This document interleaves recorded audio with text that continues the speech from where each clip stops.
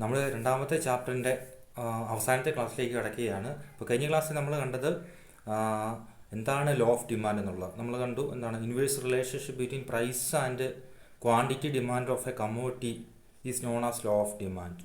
When the price of a commodity is high, its demand will be less and vice versa.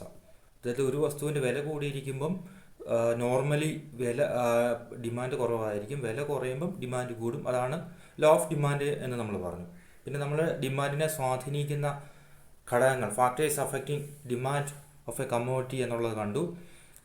They are its own price of related goods, which means price of substitutes and complements, and income of the consumer, taste and preferences of the consumer, etcetera എന്നുള്ള കാര്യങ്ങൾ നമ്മൾ കണ്ടു. അപ്പോൾ ഒരു വസ്തുവിൻ്റെ ഡിമാൻഡിനെ സ്വാധീനിക്കുന്ന main factors എന്ന് പറയുന്നത് അതിൻ്റെ തന്നെ വിലയാണ്. വില കൂടിക്കഴിഞ്ഞാൽ ഡിമാൻഡ് കുറയും, വില കുറഞ്ഞാൽ ഡിമാൻഡ് കൂടും. That is known as law of demand എന്ന് പറയും. ഓക്കെ. അപ്പോൾ അതുപോലെ മറ്റു വസ്തുക്കളുടെ അനുബന്ധ വസ്തുക്കളുടെ വിലകളിൽ ഉണ്ടാകുന്ന മാറ്റങ്ങളും ഡിമാൻഡിനെ സ്വാധീനിക്കുമെന്ന് നമ്മൾ പറഞ്ഞു. അതായത് സബ്സ്റ്റിറ്റ്യൂട്ട്സിൻ്റെയും കോംപ്ലിമെൻ്ററി ഗുഡ്സിൻ്റെയും വിലകളിൽ ഉണ്ടാകുന്ന മാറ്റം എങ്ങനെയാണ് ഡിമാൻഡിനെ സ്വാധീനിക്കുക എന്നുള്ളത് നമ്മൾ കണ്ടു. അപ്പോൾ അതുപോലെ ഇൻകം, ടേസ്റ്റ്. ഇപ്പോൾ ഇൻകത്തിലും ടേസ്റ്റിലും സബ്സ്റ്റിറ്റ്യൂട്ടിൻ്റെയും കോംപ്ലിമെൻ്ററി ഗുഡ്സിൻ്റെ വിലകൾ കൂടുകയോ കുറയുകയോ ചെയ്യുന്നതനുസരിച്ച് ഡിമാൻഡ് കർവ് ലെഫ്റ്റിലേക്ക് റൈറ്റിലേക്ക് ഷിഫ്റ്റ് ചെയ്യുക എന്നുള്ളത് നമ്മൾ ഡിസ്കസ് ചെയ്തിരുന്നു. അതേസമയം ഒരു വസ്തുവിൻ്റെ വിലയിൽ മാറ്റം ഉണ്ടായി കഴിഞ്ഞാൽ ഡിമാൻഡ് കർവിലൂടെ ആയിരിക്കും മൂവ്മെൻറ്റ്സ് ഉണ്ടാകുന്ന എന്നുള്ള ഡയഗ്രാം നമ്മൾ കണ്ടത്. അപ്പോൾ അങ്ങനെ രണ്ട് രീതിയിലാണ് ഡിമാൻഡ് മാറ്റം ഉണ്ടാകും. ഒന്ന്, ഒരു വസ്തുവിൻ്റെ വിലയിൽ മാറ്റം ഉണ്ടായി കഴിഞ്ഞാൽ demand will either increase or decrease, but the movement will be along the demand curve. On the other hand, if the parameters of the system, which means the income, taste, preferences and price of related goods, if these things will change, the demand curve will shift either leftwards or rightwards. And പിന്നെ നമ്മൾ കണ്ടത് എന്താണ് demand function കണ്ടു. എങ്ങനെയാണ് ഒരു demand function നമ്മൾ കണ്ടുപിടിക്കുന്നത്, demand schedule എങ്ങനെ കണ്ടുപിടിക്കും, ഡിമാൻഡ് ഷെഡ്യൂളിൽ നിന്ന് എങ്ങനെ ഡിമാൻഡ് കർവ് വരയ്ക്കാം എന്നുള്ള കാര്യങ്ങളും ഡിസ്കസ് ചെയ്തിരുന്നു. ഡിമാൻഡ് ഫംഗ്ഷൻ എന്ന് പറയുന്നത് Q D is equal to F into P, price of related goods, income, taste and preference എന്നുള്ളതാണ്. അതിനെ നമ്മളൊരു ഫംഗ്ഷണൽ ഫോമിലേക്ക് എഴുതുമ്പോഴത്തേക്കും Q D is equal to A minus B into P എന്നുള്ള രീതിയിലായിരിക്കും എഴുതുക. അതിൽ എ എന്നുള്ളത് theoretically vertical intercept, minus B എന്ന് പറയുന്ന slope of the demand curve, and P is the price of the quantity എന്നുള്ളതെന്ന് കണ്ടു. അപ്പോൾ അതിൽ നിന്ന് എങ്ങനെ നമ്മളൊരു ഡിമാൻഡ് കർവ് വരയ്ക്കാം എന്നുള്ള കാര്യങ്ങളൊക്കെ ഡിസ്കസ് ചെയ്ത് പോയതാണ്. അപ്പോൾ ഇനി നമ്മൾ കാണാൻ പോകുന്നത് എന്താണ്, പ്രൈസ് ഇലാസ്റ്റിസിറ്റി ഓഫ് ഡിമാൻഡ് എന്നുള്ളൊരു പോർഷനാണ്. അപ്പോൾ മുൻപ് നമ്മൾ കണ്ടത് ഒരു വസ്തുവിൻ്റെ വില കുറഞ്ഞാൽ ഡിമാൻഡ് കൂടും, വില കൂടിക്കഴിഞ്ഞാൽ ഡിമാൻഡ് കുറയും എന്നുള്ളതാണ്. If other things remain the same, price and quantity demand of a commodity is negatively related. അതായത് വില കുറയുമ്പോൾ ഡിമാൻഡ് കൂടുന്നു എന്നുള്ള കാര്യം, അതിനെയാണ് ലോ ഓഫ് ഡിമാൻഡ് എന്ന് പറയുന്നത്, അല്ലേ? ഓക്കെ. അതായത് Q D equal F into P. പ്രൈസിൽ മാറ്റം ഉണ്ടായി കഴിഞ്ഞാൽ ഡിമാൻഡിൽ എങ്ങനെ മാറ്റം ഉണ്ടാകും, അതാണ് ലോ ഓഫ് ഡിമാൻഡ് പറയുന്നത്. അപ്പോൾ പ്രൈസ് കൂടിയാൽ ഡിമാൻഡ് കുറയും, പ്രൈസ് കുറഞ്ഞ ഡിമാൻഡ് കൂടും എന്നുള്ള കാര്യം നമ്മൾ കണ്ടുള്ളൂ. പക്ഷേ വില ഇത്ര കുറഞ്ഞു കഴിഞ്ഞാൽ, അല്ല വിലയിൽ ഒരു 5% കുറവുണ്ടായി കഴിഞ്ഞാൽ ഡിമാൻഡിൽ എത്ര വർധനവ് ഉണ്ടാകും എന്നുള്ള കാര്യങ്ങൾ നമ്മൾ കണ്ടിരുന്നില്ല. അതായത് വിലയും ഡിമാൻഡും തമ്മിൽ വിപരീത ബന്ധമുണ്ട്. വില കുറഞ്ഞാൽ ഡിമാൻഡ് കൂടും, അല്ലെങ്കിൽ മറിച്ച് സംഭവിക്കും എന്നുള്ള കാര്യങ്ങളാണ് ലോ ഓഫ് ഡിമാൻഡ് എന്ന് പറയുന്നത്. പക്ഷേ വില 5 രൂപ കുറഞ്ഞാലോ, അല്ലെ 5% കുറഞ്ഞാലോ, 10% കുറഞ്ഞാലോ ഡിമാൻഡിലുണ്ടാകുന്ന വർധനവ് ഓരോ വസ്തുക്കൾക്കും അല്ലെങ്കിൽ ഓരോ ടൈപ്പ് കമ്മോഡിറ്റീസിനും ഓരോ രീതിയിലാണ്. എല്ലാ വസ്തുക്കളുടെ വില കുറയുമ്പോഴത്തേക്കും ഡിമാൻഡ് കൂടും നോർമലി. ചില എക്സെപ്ഷണൽ കേസുകൾ ഒഴിച്ചിട്ട് മിക്കവാറും എല്ലാ നോർമൽ ഗുഡ്സിൻ്റെയും കേസിൽ, ഇൻഫീരിയർ ഗുഡ്സിൻ്റെ ഒക്കെ കേസിൽ വില കുറഞ്ഞ ഡിമാൻഡ് കൂടും. പക്ഷേ വില കുറഞ്ഞാൽ ഡിമാൻഡിലുണ്ടാകുന്ന വർധനവിൻ്റെ മാഗ്നിറ്റ്യൂഡ് എന്ന് പറയുന്നത് പല വസ്തുക്കൾക്കും പല രീതിയിലാണ്. ആശയം മനസ്സിലായില്ലേ? എല്ലാ വസ്തുക്കളുടെ വില കുറയുമ്പോൾ ഡിമാൻഡ് കൂടും, പക്ഷേ അത് ഒരേപോലെ ആയിരിക്കില്ല എന്നുള്ളത്. ചില വസ്തുക്കളുടെ വില കുറയുമ്പോഴത്തേക്ക് ഡിമാൻഡിൽ ഭയങ്കരമായ വർധന ഉണ്ടായേക്കാം. ഇപ്പോൾ ഗോൾഡിൻ്റെ ഒക്കെ കേസ് നമുക്കറിയാം. വിലയിൽ ചെറിയ കുറവുണ്ടായി കഴിഞ്ഞാൽ പോലും പെട്ടെന്ന് വിലയിൽ ഇപ്പം അറിയുകയാണ്, പത്രത്തിൽ കൂടെ നമ്മൾ അറിയുകയാണ്, വിലയിൽ ഒരു 500 രൂപയുടെ ഗ്രാമിന് 500 രൂപയുടെ കുറവുണ്ടായെന്ന് അറിയുകയെന്ന് കരുതുക, ഭയങ്കര ഡിമാൻഡ് വർധന ഉണ്ടാകും. പക്ഷേ അരിയുടെ വില കുറഞ്ഞെന്ന് നമ്മൾ അറിയിക്കുക, അല്ലെ പച്ചക്കറിയുടെ വിലയിൽ ചെറിയ കുറവുണ്ടായെന്ന് അറിയുക. ഡിമാൻഡിൽ ഭയങ്കരമായ വർധനമൊന്നും ഉണ്ടാവില്ല, ചെറിയ വർധന ഉണ്ടായേക്കാം. അതുപോലെ മെഡിസിൻസ്, പാരസെറ്റാമോളിൻ്റെ വില പകുതിയായി കുറഞ്ഞെന്ന് അറിയാമെന്ന് കരുതുക. ഡിമാൻഡിനകത്ത് ഒരു വർധന ഉണ്ടാവില്ല. കാരണം വില കുറഞ്ഞു എന്ന് കരുതി ഇഷ്ടം പോലെ ആൾക്കാർ പാരസെറ്റാമോൾ മേടിച്ച് വെക്കില്ല. വില കൂടി എന്ന് കരുതിയിട്ട് അത് വേണ്ടെന്ന് നമ്മൾ വെക്കില്ല. അപ്പോൾ അതാ പറയുന്നത്, വസ്തുക്കളുടെ സ്വഭാവം അനുസരിച്ച് പ്രൊഡക്റ്റിൻ്റെ ക്വാളിറ്റിയും അതിൻ്റെ സവിശേഷതകൾക്കും അനുസരിച്ച്, നേച്ചറും അനുസരിച്ച് വിലയിൽ മാറ്റം ഉണ്ടായി കഴിഞ്ഞാൽ ഡിമാൻഡിൽ ഉണ്ടാകുന്ന മാറ്റം എന്ന് പറയുന്നത് പല വസ്തുക്കൾക്കും അതിൻ്റെ നേച്ചർ വെച്ച് ഡിഫറൻ്റ് ആയിരിക്കും. അതുകൊണ്ട് നമ്മളിപ്പോൾ ഈ ചാപ്റ്ററിൽ കാണാൻ പോകുന്നത് വിലയിൽ ഇത്ര മാറ്റം ഉണ്ടായി കഴിഞ്ഞാൽ ഡിമാൻഡിൽ എത്ര മാറ്റം ഉണ്ടാകുന്നുള്ളൂ. അത് കുറവായിരിക്കാം, കൂടുതലായിരിക്കാം. അതായത് വിലയിൽ 10% കുറവുണ്ടായി കഴിഞ്ഞാൽ ഡിമാൻഡിൽ എത്ര ശതമാനം വർധന ഉണ്ടാകും എന്നുള്ളതാണ് നമ്മൾ അതെങ്ങനെ കണക്കാക്കാം എന്നുള്ള കാര്യങ്ങൾ നമ്മൾ കാണുന്നത്. അങ്ങനെ കണക്കാക്കിയിട്ട് ആ വസ്തുക്കളെ എങ്ങനെയൊക്കെ തരംതിരിക്കാം എന്നുള്ള. ഇപ്പോൾ വിലയിൽ 10% കുറവുണ്ടായി കഴിഞ്ഞാൽ ചില വസ്തുക്കളുടെ ഡിമാൻഡ് 50% കൂടിയേക്കാം. അത് ഏത് ടൈപ്പ് വസ്തുക്കളാണ്? വിലയിൽ 10% കുറവുണ്ടായി കഴിഞ്ഞാൽ ചിലപ്പം മറ്റു ചില വസ്തുക്കളുടെ ഡിമാൻഡ് അത്രമാത്രമേ കൂടുകയുള്ളൂ, അല്ല 10% മാത്രമേ വർദ്ധിക്കുകയുള്ളൂ. അതെങ്ങനെയുള്ള പ്രൊഡക്ട്സിന് അങ്ങനെ സംഭവിക്കുന്നത്? അതുപോലെ ചില വസ്തുക്കളുടെ വില 10% കുറഞ്ഞു കഴിഞ്ഞാൽ ഡിമാൻഡ് ചിലപ്പം 5% വർധനയോ അല്ലെങ്കിൽ 2% വർധന ഉണ്ടാവുകയുള്ളൂ. അത് ഏത് ടൈപ്പ് വസ്തുക്കളാണ് എന്നൊക്കെയാണ് നമ്മൾ കാണാൻ പോകുന്നത് കേട്ടോ. അപ്പം അതിലേക്കാണ് ഈ ചാപ്റ്റർ നമ്മൾ ഇതുമായി ബന്ധപ്പെട്ട കാര്യങ്ങളാണ് നമ്മൾ ഈ ചാപ്റ്റർ ഡിസ്കസ് ചെയ്യുന്നത്. അപ്പോൾ ഈ ചാപ്റ്ററിൻ്റെ അല്ലെങ്കിൽ ചാപ്റ്റർ അല്ല, ഈ പോർഷൻ്റെ നമ്മൾ എടുക്കാൻ പോകുന്ന സെക്ഷൻ്റെ പേര് എന്ന് പറയുന്നത് പ്രൈസ് ഇലാസ്റ്റിസിറ്റി ഓഫ് ഡിമാൻഡ് എന്നാണ്. അത് അളക്കുന്നത് വിലയിൽ മാറ്റം ഉണ്ടായി കഴിഞ്ഞാൽ ഡിമാൻഡിൽ എത്ര അളവ് മാറ്റം ഉണ്ടാകും എന്നുള്ള മാഗ്നിറ്റ്യൂഡ് ഓഫ് ചേഞ്ച് അല്ലെങ്കിൽ units of change in the quantity demand of a commodity due to change in its own price. അതാണ് മെഷർ ചെയ്യുന്നത്. ഓക്കെ, ഒരു എക്സാമ്പിൾ വെച്ച് നമ്മൾ ആദ്യം തന്നെ വിശദീകരിക്കുകയാണ്. പ്രൈസ് ഇലാസ്റ്റിസിറ്റി ഓഫ് ഡിമാൻഡ് എന്താണെന്നുള്ളതാണ് പറയുന്നത്. നമ്മൾ പറഞ്ഞ പോലെ percentage change in the quantity demand of a commodity due to percentage change in its price എന്നുള്ളതാണ് നമ്മളിതിനെ ഡിഫൈൻ ചെയ്യുന്നത്. എന്താണ് price elasticity of demand is defined as in simple terms it is the percentage change in the quantity demand of a commodity due to percentage change in its price എന്നുള്ളത് നമ്മളത് ഇവിടെ എഴുതിയിട്ടുണ്ട്. ഈ ഒരു പോർഷൻ നമുക്ക് നോക്കിയാൽ മനസ്സിലാകുന്ന കാര്യമാണ്.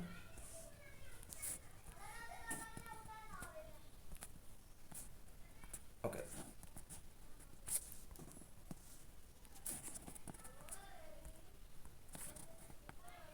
അവിടെ percentage change the quantity demanded എന്ന് പറഞ്ഞു കഴിഞ്ഞാൽ ഒരു വസ്തുവിൻ്റെ ചോദനത്തിലുണ്ടാകുന്ന മാറ്റം എത്ര ശതമാനമാണ് എന്നുള്ള divided by percentage change in the price delta P.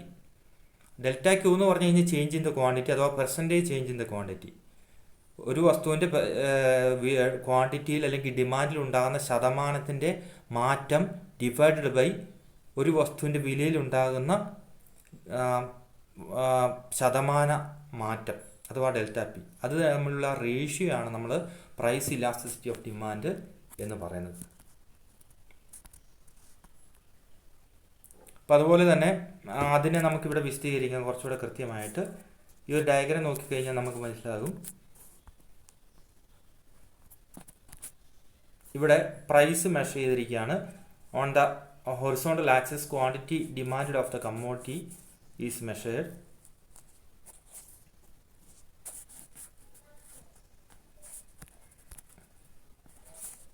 ഇവിടെ ക്വാണ്ടിറ്റി ഡിമാൻഡ് മെഷർ ചെയ്യുന്നു, ഇവിടെ പ്രൈസ് മെഷർ ചെയ്യുന്നു. അപ്പോൾ ലോ ഓഫ് ഡിമാൻഡ് വെച്ചിട്ട് ആദ്യം നോക്കുക. പ്രൈസ് $4,000 ആയിരുന്നു, അത് $4,000 ആയിരുന്നപ്പോൾ ഒരു വസ്തുവിൻ്റെ ക്വാണ്ടിറ്റി ഡിമാൻഡ് എന്ന് പറഞ്ഞാൽ 2 യൂണിറ്റ്സാണ്. When the price was $4,000, its quantity demand was only 2 units. And when the price decreases from 4,000 to 3,000, a decrease in the price happened. When the price decreased from 4,000 to 3,000, its quantity demand increases from 2 units of the good to 4 units. ഒരു വസ്തുവിൻ്റെ വില 4,000 നിന്ന് 3,000 കുറഞ്ഞപ്പോഴത്തേക്കും അതിൻ്റെ demand 2 നിന്നും 4 യൂണിറ്റായിട്ട് കൂടി എന്നുള്ളത്. നേരെ തിരിച്ച് സംഭവിക്കാം. ഒരു വസ്തുവിൻ്റെ വില 3,000 നിന്നും 4,000 വർദ്ധിച്ചപ്പോൾ അതിൻ്റെ ഡിമാൻഡ് 4 കിലോയിൽ നിന്നും 2 കിലോ ആയിട്ട് കുറഞ്ഞു എന്നുള്ളൂ. അത് എക്സ്പാൻഷൻ ആവാം, കോൺട്രാക്ഷൻ ആവാം. ഇവിടെ നമ്മുടെ എക്സാമ്പിളിനകത്ത് എഴുതിയിരിക്കുന്നത് കോൺട്രാക്ഷൻ എന്നുള്ളതാണ്. അപ്പോൾ ഇത് ലോ ഓഫ് ഡിമാൻഡ് വെച്ചിട്ട് ഓക്കെയാണ്. വില കുറഞ്ഞാൽ ഡിമാൻഡ് കൂടുന്നു, അല്ലെങ്കിൽ വില കൂടിയാൽ ഡിമാൻഡ് കുറയുന്നു എന്നുള്ളത് ഓക്കെയാണ്. പക്ഷേ പ്രൈസ് ഇലാസ്റ്റിസിറ്റി ഓഫ് ഡിമാൻഡ് എന്താ അളക്കുന്നത്? പെർസെൻറ്റേജ് ചേഞ്ചാണ്. എന്താ? വിലയിൽ എത്ര ശതമാനം മാറ്റമുണ്ടായി, അതിൻ്റെ ഫലമായിട്ട് ഡിമാൻഡിൽ എത്ര ശതമാനം മാറ്റമുണ്ടായി എന്നുള്ളത്. അപ്പോൾ ഇവിടുത്തെ എക്സാമ്പിൾ വെച്ചിട്ട് നോക്കുക. വിലയിൽ 33% വർധനമുണ്ടായെന്ന് കരുതുക. 3000-4000 കൂടുകയെന്ന് കരുതിക്കും. ഇൻ കേസ് രണ്ടും ആവാം. വില 3000-4000 വർദ്ധിച്ചു. അപ്പോൾ ക്വാണ്ടിറ്റിയിൽ എത്ര ശതമാനം കുറവാണ് ഉണ്ടായത്? ക്വാണ്ടിറ്റി ഡിമാൻഡ് കുറഞ്ഞ എത്രയാണ്? 50% എന്നുള്ളതാണ്. ആശയം മനസ്സിലായില്ലേ? ഇപ്പോൾ percentage change in the quantity demand എന്ന് പറഞ്ഞത് എത്രയാണ്? 50%. ശതമാനക്കണക്ക് കേട്ടോ. Percentage change in its price എന്ന് പറഞ്ഞാൽ എത്രയാണ്? 33%. അപ്പോൾ ഇത് രണ്ടും തമ്മിലുള്ള റേഷ്യോ നമ്മൾ അളന്നു കഴിഞ്ഞാൽ കിട്ടുന്ന റേഷ്യോ എന്ന് പറയുന്നത് 1 ഒന്നെങ്കിൽ നമുക്ക് ഗ്രേറ്റർ ദാൻ 1 കിട്ടും, ലെസ് ദാൻ 1 കിട്ടും, 1 കിട്ടും. അപ്പോൾ ഇലാസ്തികത എന്ന് പറയുന്നത് ഒന്നിനേക്കാൾ താഴെയാണോ, ഒന്നിനേക്കാൾ കൂടുതലാണോ, ഒന്നാണോ എന്നതനുസരിച്ചാണ് ആ വസ്തുവിൻ്റെ നേച്ചർ, അല്ലെങ്കിൽ അത് ഏത് ടൈപ്പ് വസ്തുവാണ് എന്നുള്ളത് നമ്മൾ പറയാൻ പോകുന്നത്. അപ്പോൾ അതൊക്കെ നമ്മൾ കുറച്ചുകൂടെ പഠിച്ചു കഴിയുമ്പോൾ നിങ്ങൾക്ക് അതിനൊരു ക്ലാരിറ്റി വരുള്ളൂ. കുറച്ചുകൂടെ നമ്മൾ പോയി കഴിയുമ്പോഴത്തേക്ക് ഈ ചാപ്റ്ററുകൾ അല്ലെങ്കിൽ ഈ ഒരു ക്ലാസ് കഴിയുമ്പോഴത്തേക്ക് ഒരു ക്ലാരിറ്റി കൂടുതലായിട്ട് വരുള്ളൂ കേട്ടോ. ഓക്കെ. അപ്പോൾ ഇവിടെ നമുക്ക് ലഭിക്കുന്നത് 1 ആണോ, ഗ്രേറ്റർ ദാൻ 1 ആണോ, ലെസ് ദാൻ 1 ആണോ എന്നതിനെ ആശ്രയിച്ചിരിക്കാം നേച്ചറിൻ്റെ പ്രൊഡക്റ്റ്, മീൻസ് ആ പ്രൊഡക്റ്റിൻ്റെ നേച്ചർ എന്നുള്ളത് പറയുക. അത് അത്യാവശ്യ വസ്തുവാണോ, അതോ ചീപ്പ് ക്വാളിറ്റി വസ്തുവാണോ, അതോ ലക്ഷൂറിയസ് ആയിട്ടുള്ള വസ്തുവാണോ, അതോ എസെൻഷ്യൽ ആയിട്ടുള്ള വസ്തുവാണോ, അതാ നേച്ചർ എന്നുകൊണ്ട് ഉദ്ദേശിക്കുന്നത്. അതൊക്കെ അതിൻ്റെയൊക്കെ ഇലാസ്തികത എന്ന് പറഞ്ഞ വ്യത്യസ്തങ്ങളാണ്. അവശ്യ വസ്തുക്കളുടെ ഇലാസ്തികത, അതായത് വില കുറഞ്ഞു കഴിഞ്ഞാൽ അല്ലെങ്കിൽ വിലയിൽ മാറ്റമുണ്ടായാൽ ഡിമാൻഡിലുണ്ടാകുന്ന മാറ്റം അവശ്യ വസ്തുക്കളുടെയും ലക്ഷൂറിയസ് ആയിട്ടുള്ള വസ്തുക്കളുണ്ടല്ലോ, എന്താ ആഡംബര വസ്തുക്കൾ, അവയുടെ വ്യത്യാസമായിരിക്കാം. ഇവിടെയൊക്കെ വ്യത്യാസമായിരിക്കാം. വിലയിലുണ്ടാകുന്ന മാറ്റം കൊണ്ട് ഡിമാൻഡിലുണ്ടാകുന്ന മാറ്റങ്ങൾ എന്ന് പറയുന്നത് അവശ്യ വസ്തുക്കളുടെയും മെഡിസിൻസിൻ്റെയും ലക്ഷൂറിയസ് ആയിട്ടുള്ള ഗുഡ്സിൻ്റെയും ഒക്കെ ഇലാസ്തികത വ്യത്യസ്തങ്ങളാണ്. അപ്പോൾ ഇലാസ്തികത അളന്നിട്ടാണ് നമ്മൾ പറയുന്ന ആ വസ്തു എന്താണ്, ഇലാസ്തികത 1 ആണോ, ഗ്രേറ്റർ ദാൻ 1 ആണോ, ലെസ് ദാൻ 1 ആണോ, എന്നിട്ട് അത് നോക്കിയിട്ടാണ് നമ്മൾ പറഞ്ഞ ആ വസ്തു അവശ്യ വസ്തുവാണോ, എസെൻഷ്യൽ ഗുഡാണോ, ലക്ഷൂറിയസ് ഗുഡാണോ എന്നുള്ളത്. അപ്പോൾ അത് ഇലാസ്തികതയുടെ ഒരു അളക്കുന്നതിൻ്റെ ഒരു ലോജിക്കത. നിങ്ങളോട് ചോദിക്കുക, എക്സാമിന് ചോദിക്കുന്ന ഇതായിരിക്കും. എന്താ, ഒരു പ്രോബ്ലം തന്നിട്ട് പറയും എൻ്റെ ഇലാസ്റ്റിസിറ്റി ഓഫ് ഡിമാൻഡ് കാൽക്കുലേറ്റ് ചെയ്യാൻ പറയും. അപ്പോൾ നിങ്ങൾ കാൽക്കുലേറ്റ് ചെയ്ത് പ്രോബ്ലം ചെയ്ത് കാൽക്കുലേറ്റ് ചെയ്ത് കഴിയുമ്പോൾ നിങ്ങൾക്ക് ആൻസർ 1 ആണ് കിട്ടുന്നതെങ്കിൽ നിങ്ങൾ പറയും elasticity is equal to 1, so that good is ഇന്ന വസ്തുവ എന്ന് പറയും. If you get the answer is more than 1, അപ്പോൾ നിങ്ങൾ പറയും it's elasticity of demand is 1.5 or 2, so the good is ഇന്നതാണെന്ന് പറയും. ലക്ഷൂറിയസ് ആണോ ഇങ്ങനെയാണെന്നുള്ളത് ഒക്കെ അതിലേക്കാണ് നമ്മൾ പോകുന്നത്. അപ്പോൾ അതായത് ഇലാസ്തികത അളക്കുന്നതിൻ്റെ ലോജിക്ക് എന്ന് പറയുന്നത് ആ ഇലാസ്റ്റിസിറ്റിയെ ബേസ് ചെയ്തിട്ടാണ് നമുക്ക് പറയാൻ പറ്റുള്ളൂ ആ ഗുഡ് എന്ന് പറയുന്നത് ലക്ഷൂറിയസ് ആണോ, നോർമൽ ആണോ, ഇൻഫീരിയർ ആണോ, അങ്ങനെയുള്ള കാര്യങ്ങളൊക്കെ. ഓക്കെ. അപ്പോൾ ഇവിടെ നമ്മൾ നോക്കിയപ്പോൾ നമുക്ക് മനസ്സിലായ എന്താണ്, വിലയിലുണ്ടാകുന്ന വർധന എവിടെ എഴുതിയിട്ടുള്ള അത് വെച്ച് തന്നെ പറയാം. വില 3000-4000 കൂടുന്നു, 33% വിലയിൽ വർധന ഉണ്ടാകും. അപ്പോൾ ഡിമാൻഡിൽ എത്ര ശതമാനം കുറവാണ് ഉണ്ടാകുന്നത്? 50%. മനസ്സിലായില്ലേ? അപ്പോൾ സ്വാഭാവികമായിട്ടും ഇലാസ്തികത എന്ന് പറയുന്നത് ഒന്നിനേക്കാൾ താഴെയായിരിക്കും. അല്ലെങ്കിൽ ഞാൻ വരാം, അല്ലെങ്കിൽ നമുക്ക് പിന്നെ പറയാം. അപ്പോൾ ഇവിടെ ഇത്രമാത്രം മനസ്സിലാകുക, പ്രൈസ് ഇലാസ്റ്റിസിറ്റി ഓഫ് ഡിമാൻഡ് എന്ന് പറഞ്ഞു കഴിഞ്ഞാൽ ഒരു വസ്തുവിൻ്റെ വിലയിൽ മാറ്റം ഉണ്ടാകുന്നതുകൊണ്ട് അതിൻ്റെ ഡിമാൻഡിൽ ഉണ്ടാകുന്ന മാറ്റം അത് ശതമാന കണക്കിൽ കണക്കാക്കുന്നതിനാണ് പ്രൈസ് ഇലാസ്റ്റിസിറ്റി ഓഫ് ഡിമാൻഡ് എന്ന് പറയുന്നത്. അതായത് percentage change in the quantity demand of a commodity അഥവാ delta Q divide by delta. ഒരു വസ്തുവിൻ്റെ പ്രൈസിൽ മാറ്റം ഉണ്ടാകുന്നത് കൊണ്ട് ഡിമാൻഡിൽ ഉണ്ടാകുന്ന മാറ്റം അതിന് ശതമാന കണക്കിലെടുത്തിട്ട് അതിൻ്റെ റേഷ്യോ കാണുക. ആ കിട്ടുന്ന വാല്യൂ ആയിരിക്കും ഇലാസ്തികത അല്ലെങ്കിൽ ഇലാസ്റ്റിസിറ്റി ഓഫ് ഡിമാൻഡ് എന്ന് പറയുന്നത്. വിലയിൽ മാറ്റം ഉണ്ടാകുന്നതുകൊണ്ട് ചോദനത്തിൽ ഉണ്ടാകുന്ന മാറ്റം അതിൻ്റെ റേഷ്യോ ആണ് ഇലാസ്തികത അല്ലെങ്കിൽ പ്രൈസ് ഇലാസ്റ്റിസിറ്റി ഓഫ് ഡിമാൻഡ് എന്ന് പറയുന്നത്. ആശയം മനസ്സിലായി കാണുള്ളൂ അല്ലേ? ഇപ്പോൾ ലോ ഓഫ് ഡിമാൻഡ് എന്താ പറയുന്നത്? വില കുറഞ്ഞാൽ ഡിമാൻഡ് കൂടും, വില കൂടിയാൽ ഡിമാൻഡ് കുറയുമെന്നേ പറയുന്നുള്ളൂ. പ്രൈസ് ഇലാസ്റ്റിസിറ്റി ഓഫ് ഡിമാൻഡ് എന്ത് പറയുന്നുണ്ട്? വിലയിൽ ഇത്ര ശതമാനം കുറവുണ്ടായി കഴിഞ്ഞാൽ ക്വാണ്ടിറ്റിയിൽ ഇത്ര ശതമാനം വർധന ഉണ്ടാകും. അങ്ങനെയാണ് അതിൻ്റെ ഇലാസ്തികത എത്രയായിരിക്കും എന്നുള്ളത് പറയും. അത് വെച്ചിട്ട് ആ വസ്തു എന്തു തരം വസ്തുവാണെന്ന് ഇവിടെ നമുക്ക് പറയാൻ പറ്റും. അപ്പോൾ വിലയിൽ ഇത്ര ശതമാനം മാറ്റമുണ്ടായാൽ ഡിമാൻഡിൽ എത്ര ശതമാനം മാറ്റം ഉണ്ടാകും? അതാണ് ഇലാസ്തികത എന്നുകൊണ്ട് അർത്ഥമാക്കുന്നത് കേട്ടോ. ഇലാസ്റ്റിസിറ്റി എന്ന് പറഞ്ഞാൽ എന്താ? ഇലാസ്റ്റിക് എന്ന് പറഞ്ഞാൽ നമുക്കറിയാം അല്ലെ, റബ്ബർ ബാൻഡ് ഒക്കെ എന്ന് പറഞ്ഞാൽ എന്താണ്? ഇലാസ്റ്റിക് പോലത്തെ ഒരു വസ്തു, അല്ലെ ഫ്ലെക്സിബിളാണ്. ഈ വലിയും അല്ലെങ്കിൽ അതുപോലെ ഷ്രിങ്ക് ആയിട്ട് പോകുന്നതാണ്. അപ്പം അങ്ങനെ ഫ്ലെക്സിബിലിറ്റി, വസ്തുക്കൾക്കും ഫ്ലെക്സിബിലിറ്റി ഉണ്ട്. വിലയിൽ മാറ്റം ഉണ്ടാകുന്നതുകൊണ്ട് ഡിമാൻഡിൽ ഉണ്ടാകുന്ന മാറ്റങ്ങളാണ് വസ്തുക്കളുടെ ഫ്ലെക്സിബിലിറ്റി അഥവാ നേച്ചർ എന്നുകൊണ്ട് ഉദ്ദേശിക്കുന്നത്. അതോ ഓരോ വസ്തുക്കൾക്ക് ഓരോ രീതിയിലാണ് നമ്മൾ പറഞ്ഞത്. അപ്പോൾ വസ്തുക്കൾ ഏത് ടൈപ്പ് വസ്തുക്കളാണ്, അവശ്യ വസ്തുക്കളാണോ ലക്ഷൂറിയസ് ആണോ എന്നൊക്കെ മനസ്സിലാക്കാൻ വേണ്ടിയാണ് നമ്മൾ ഇലാസ്തികത കാൽക്കുലേറ്റ് ചെയ്യുന്നത്. അപ്പോൾ ഈ ഇലാസ്തികത കാൽക്കുലേറ്റ് ചെയ്ത് കഴിഞ്ഞാൽ നമുക്ക് പറയാൻ കിട്ടുന്ന വാല്യൂ വെച്ചിട്ട് നമുക്ക് പറയാൻ പറ്റും ആ വസ്തു ലക്ഷൂറിയസ് ആണോ, നോർമൽ ആണോ, അഥവാ എന്താണ് എസെൻഷ്യൽ ആയിട്ടുള്ള ആണോ എന്നൊക്കെ പറയാൻ പറ്റും. അങ്ങനെ വസ്തുവിൻ്റെ നേച്ചർ മനസ്സിലാക്കാൻ വേണ്ടിയാണ് പ്രധാനമായിട്ടും നമ്മൾ ഇലാസ്തികത കാൽക്കുലേറ്റ് ചെയ്യുന്നത്. അത് അവിടെ നമ്മൾ എന്ത് ചെയ്യുന്നുണ്ട്? വിലയിലുണ്ടാകുന്ന മാറ്റം മൂലം ഡിമാൻഡിലുണ്ടാകുന്ന പെർസെൻറ്റേജ് ചേഞ്ച് നമുക്ക് അളക്കേണ്ടതായിട്ട് വരും. ലോ ഓഫ് ഡിമാൻഡിനകത്ത് ഒന്നുമില്ല, ഒരു പെർസെൻറ്റേജ് ചേഞ്ചോ എത്ര വർധനവോ കുറവോ ഉണ്ടാകുമെന്ന് പറയുന്നില്ല. പ്രൈസ് ചേഞ്ച് ഉണ്ടായാൽ ക്വാണ്ടിറ്റിയിൽ അഥവാ ഡിമാൻഡ് ചേഞ്ച് ഉണ്ടാകും എന്ന് മാത്രമേ നമ്മൾ ലോ ഓഫ് ഡിമാൻഡിൽ പറയുന്നുള്ളൂ. പക്ഷേ ഇലാസ്റ്റിസിറ്റി ഓഫ് ഡിമാൻഡിനകത്ത് എന്ത് പറയുന്നുണ്ട്? വിലയിൽ ഇത്ര മാറ്റം ഉണ്ടായാൽ ഡിമാൻഡിൽ ഇത്ര മാറ്റം ഉണ്ടാകും. അങ്ങനെയാണെങ്കിൽ അത് എന്ത് തരം വസ്തുക്കളാണ് എന്നുള്ളതും ഇലാസ്റ്റിസിറ്റി ഓഫ് ഡിമാൻഡിനകത്ത് നമുക്ക് പറയാൻ പറ്റും എന്നുള്ളതാണ്. അപ്പോൾ അത്ര ആശയം മനസ്സിലായി കാണുമല്ലോ. ഇപ്പോൾ വസ്തുവിൻ്റെ ഇലാസ്റ്റികത എന്താണെന്നുള്ളത് ഇനി ഞാൻ പറയേണ്ട ആവശ്യമില്ല, നിങ്ങൾക്ക് മനസ്സിലായിട്ടുണ്ട്. ഇനി അതെങ്ങനെ അളക്കാൻ പറ്റുമെന്നുള്ളതാണ്. നമ്മളിവിടെ പറഞ്ഞു price elasticity of demand can be measured by using different formulas അല്ലെങ്കിൽ ഡിഫറെൻറ്റ് മെത്തേഡ്സ് അവിടെയുണ്ട്. അതിനകത്ത് ഒരു രീതിയാണ് ഇവിടെ പറയുന്നത്. ഇവിടെ എന്താണ് നമ്മളിപ്പോൾ പറഞ്ഞ അതേ കാര്യം കേട്ടോ. Percentage change in quantity demand of a commodity divide by percentage change in its price എന്നുള്ളത്. അതാണ് നോർമലി നമ്മൾ ഇലാസ്റ്റികത അളക്കാൻ ഉപയോഗിക്കുന്ന ഒരു മെത്തേഡ് എന്ന് പറയുന്നത്. എന്താണ്? ഒരു വസ്തുവിൻ്റെ percentage change in quantity demand നമ്മൾ കണക്കാക്കും. പ്രോബ്ലം തന്നിരിക്കും, അത് വെച്ചിട്ട് നമ്മൾ കണക്കാക്കിയിട്ട് അതിന് പെർസെൻറ്റേജ് ചേഞ്ച് ഇൻ പ്രൈസുമായിട്ട് ഡിവൈഡ് ചെയ്യുമ്പോൾ നമുക്ക് കിട്ടുന്ന ആൻസർ. അതാണ് വസ്തുവിൻ്റെ ഇലാസ്തികത അളക്കാൻ ഉപയോഗിക്കുന്ന നോർമലായിട്ട് ഉപയോഗിക്കുന്ന മെത്തേഡ്. അപ്പോൾ അതുപോലെ തന്നെ എന്താണ് സാധാരണഗതി ഇലാസ്തികത എന്ന് പറയുന്നത് നമുക്ക് ചിലപ്പോൾ നെഗറ്റീവായിട്ടുള്ള വാല്യൂ കിട്ടും. പക്ഷേ നമ്മൾ ഇലാസ്റ്റിസിറ്റി എപ്പോഴും ഒരു അബ്സല്യൂട്ട് അല്ലെങ്കിൽ ഒരു പോസിറ്റീവ് നമ്പറായിട്ടായിരിക്കും പറയുക. പോസിറ്റീവായിട്ടുള്ള വാല്യൂസ് ആയിരിക്കും പറയുക.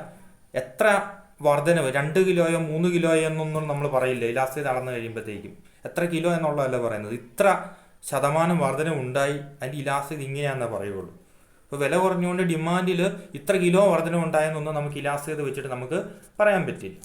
അതുപോലെ കിട്ടുന്ന ഇലാസ്റ്റിസിറ്റി എന്ന് പറഞ്ഞാൽ ചിലപ്പം 0.5 ആയിരിക്കും കിട്ടുക, മൈനസ് അല്ലെങ്കിൽ നെഗറ്റീവ് 0.5 ആയിരിക്കും കിട്ടുക. പക്ഷേ നെഗറ്റീവ് ഒന്നും നമ്മളവിടെ കൗണ്ട് ചെയ്യുകയില്ല. എന്താണ് മോഡുലാർ ആയിട്ടുള്ള വാല്യൂ അല്ലെങ്കിൽ അതിൻ്റെ അബ്സല്യൂട്ട് വാല്യൂ എടുക്കുകയുള്ളൂ. നെഗറ്റീവ് കിട്ടിക്കഴിഞ്ഞാൽ നമ്മൾ പോസിറ്റീവായിട്ട് എല്ലാം പറയുള്ളൂ ഇലാസ്റ്റിസിറ്റിക്കകത്ത്. ആശയം മനസ്സിലായി കാണുമല്ലോ. നമുക്കതിന് അതിലേക്ക് പോവാം. Methods of measuring elasticity of demand. First one is percentage method, ശതമാന രീതിയാണ്. ഇലാസ്തികത അളക്കാനുള്ള പ്രധാനപ്പെട്ട മെത്തേഡ് എന്ന് പറയുന്നത് നമ്മൾ ഇത്ര നേരം പറഞ്ഞ അതേ കാര്യം തന്നെയാണ്, ശതമാന രീതിയാണ്. അത് വെച്ചിട്ട് percentage change in quantity demand of a commodity due to percentage change in its price. അതിനുള്ള ഫോർമുല എവിടെ ചെയ്തിട്ടുള്ളത്? ആദ്യത്തെ ഫോർമുല നോക്കുക. അപ്പോൾ നിങ്ങൾ ഇലാസ്തികത എന്താണെന്ന് ചോദിച്ചു കഴിഞ്ഞാൽ ഡിഫൈൻ ചെയ്യാൻ ചോദിച്ചാൽ ഈ പറഞ്ഞ സാധനം എഴുതിയാൽ മതി. ഏതാണ്ട് percentage change in the quantity demand of a commodity divide by percentage change in its price, അഥവാ delta Q divide by delta P എന്നുള്ളതാണ്. ഇതാണ് അതിൻ്റെ ഒരു ഡെഫിനേഷൻ എന്ന് പറയുന്നത്. വിലയിലുണ്ടാകുന്ന മാറ്റം മൂലം ഡിമാൻഡിലുണ്ടാകുന്ന മാറ്റത്തിൻ്റെ റേഷ്യോ ആണ് പ്രൈസ് ഇലാസ്റ്റിസിറ്റി ഓഫ് ഡിമാൻഡ് എന്ന് പറയുന്നത്. അതെങ്ങനെ കാൽക്കുലേറ്റ് ചെയ്യാം എന്നുള്ളത് 3 രീതിയിൽ അത് കാൽക്കുലേറ്റ് ചെയ്യും.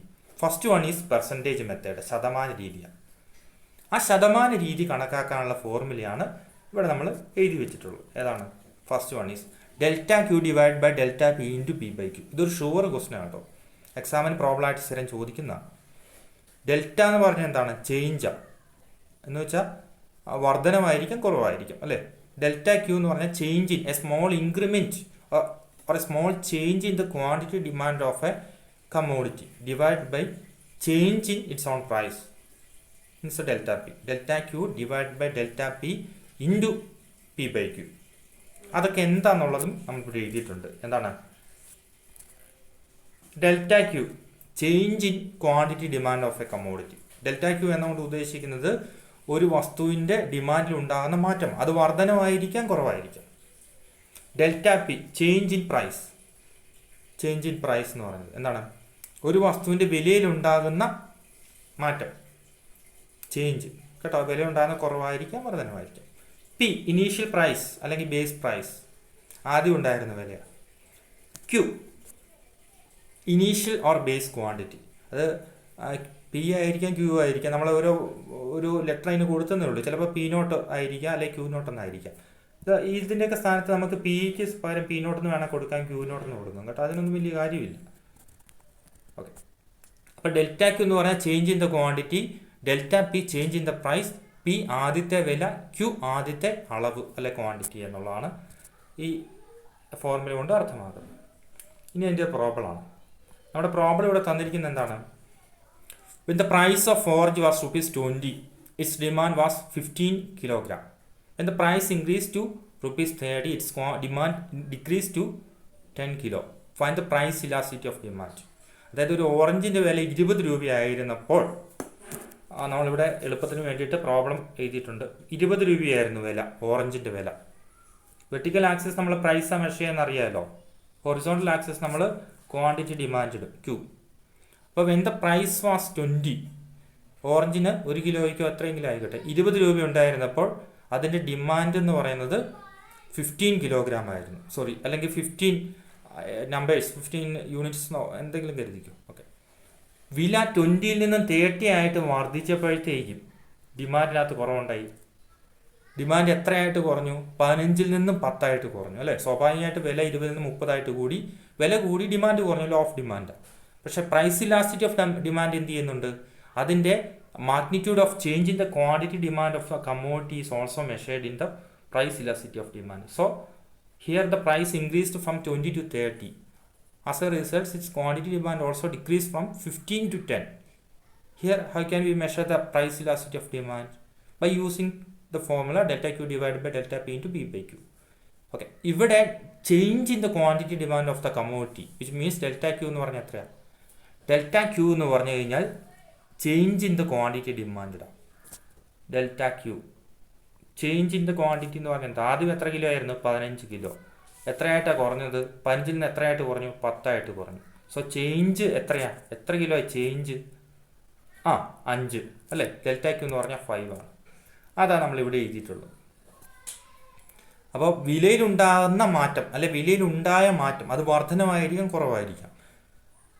ആ വാല്യൂ നമ്മൾ എടുക്കുക. ആശയം മനസ്സിലായല്ലോ? ഓക്കെ, ആ വാല്യൂ നമ്മൾ എടുത്തു. അപ്പോൾ 15ൽ നിന്ന് 10 ആയിട്ടാണ് കുറഞ്ഞത്. അത് സോ ഇത് ചേഞ്ച് എന്ന് പറഞ്ഞാൽ 5 ആണ്. ചേഞ്ച് മാത്രം കേട്ടോ, ചേഞ്ചാണ്. 15 minus 10.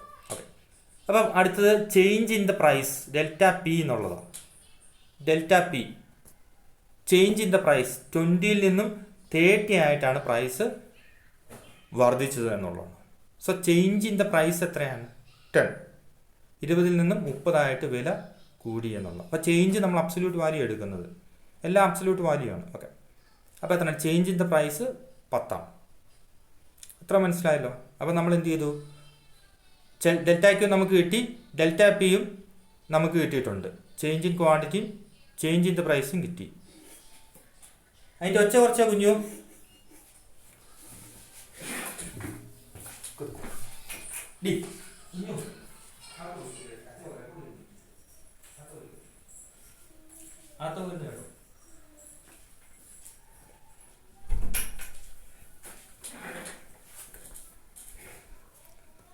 So change in the price delta P എന്ന് പറഞ്ഞാൽ 10 ആണ്.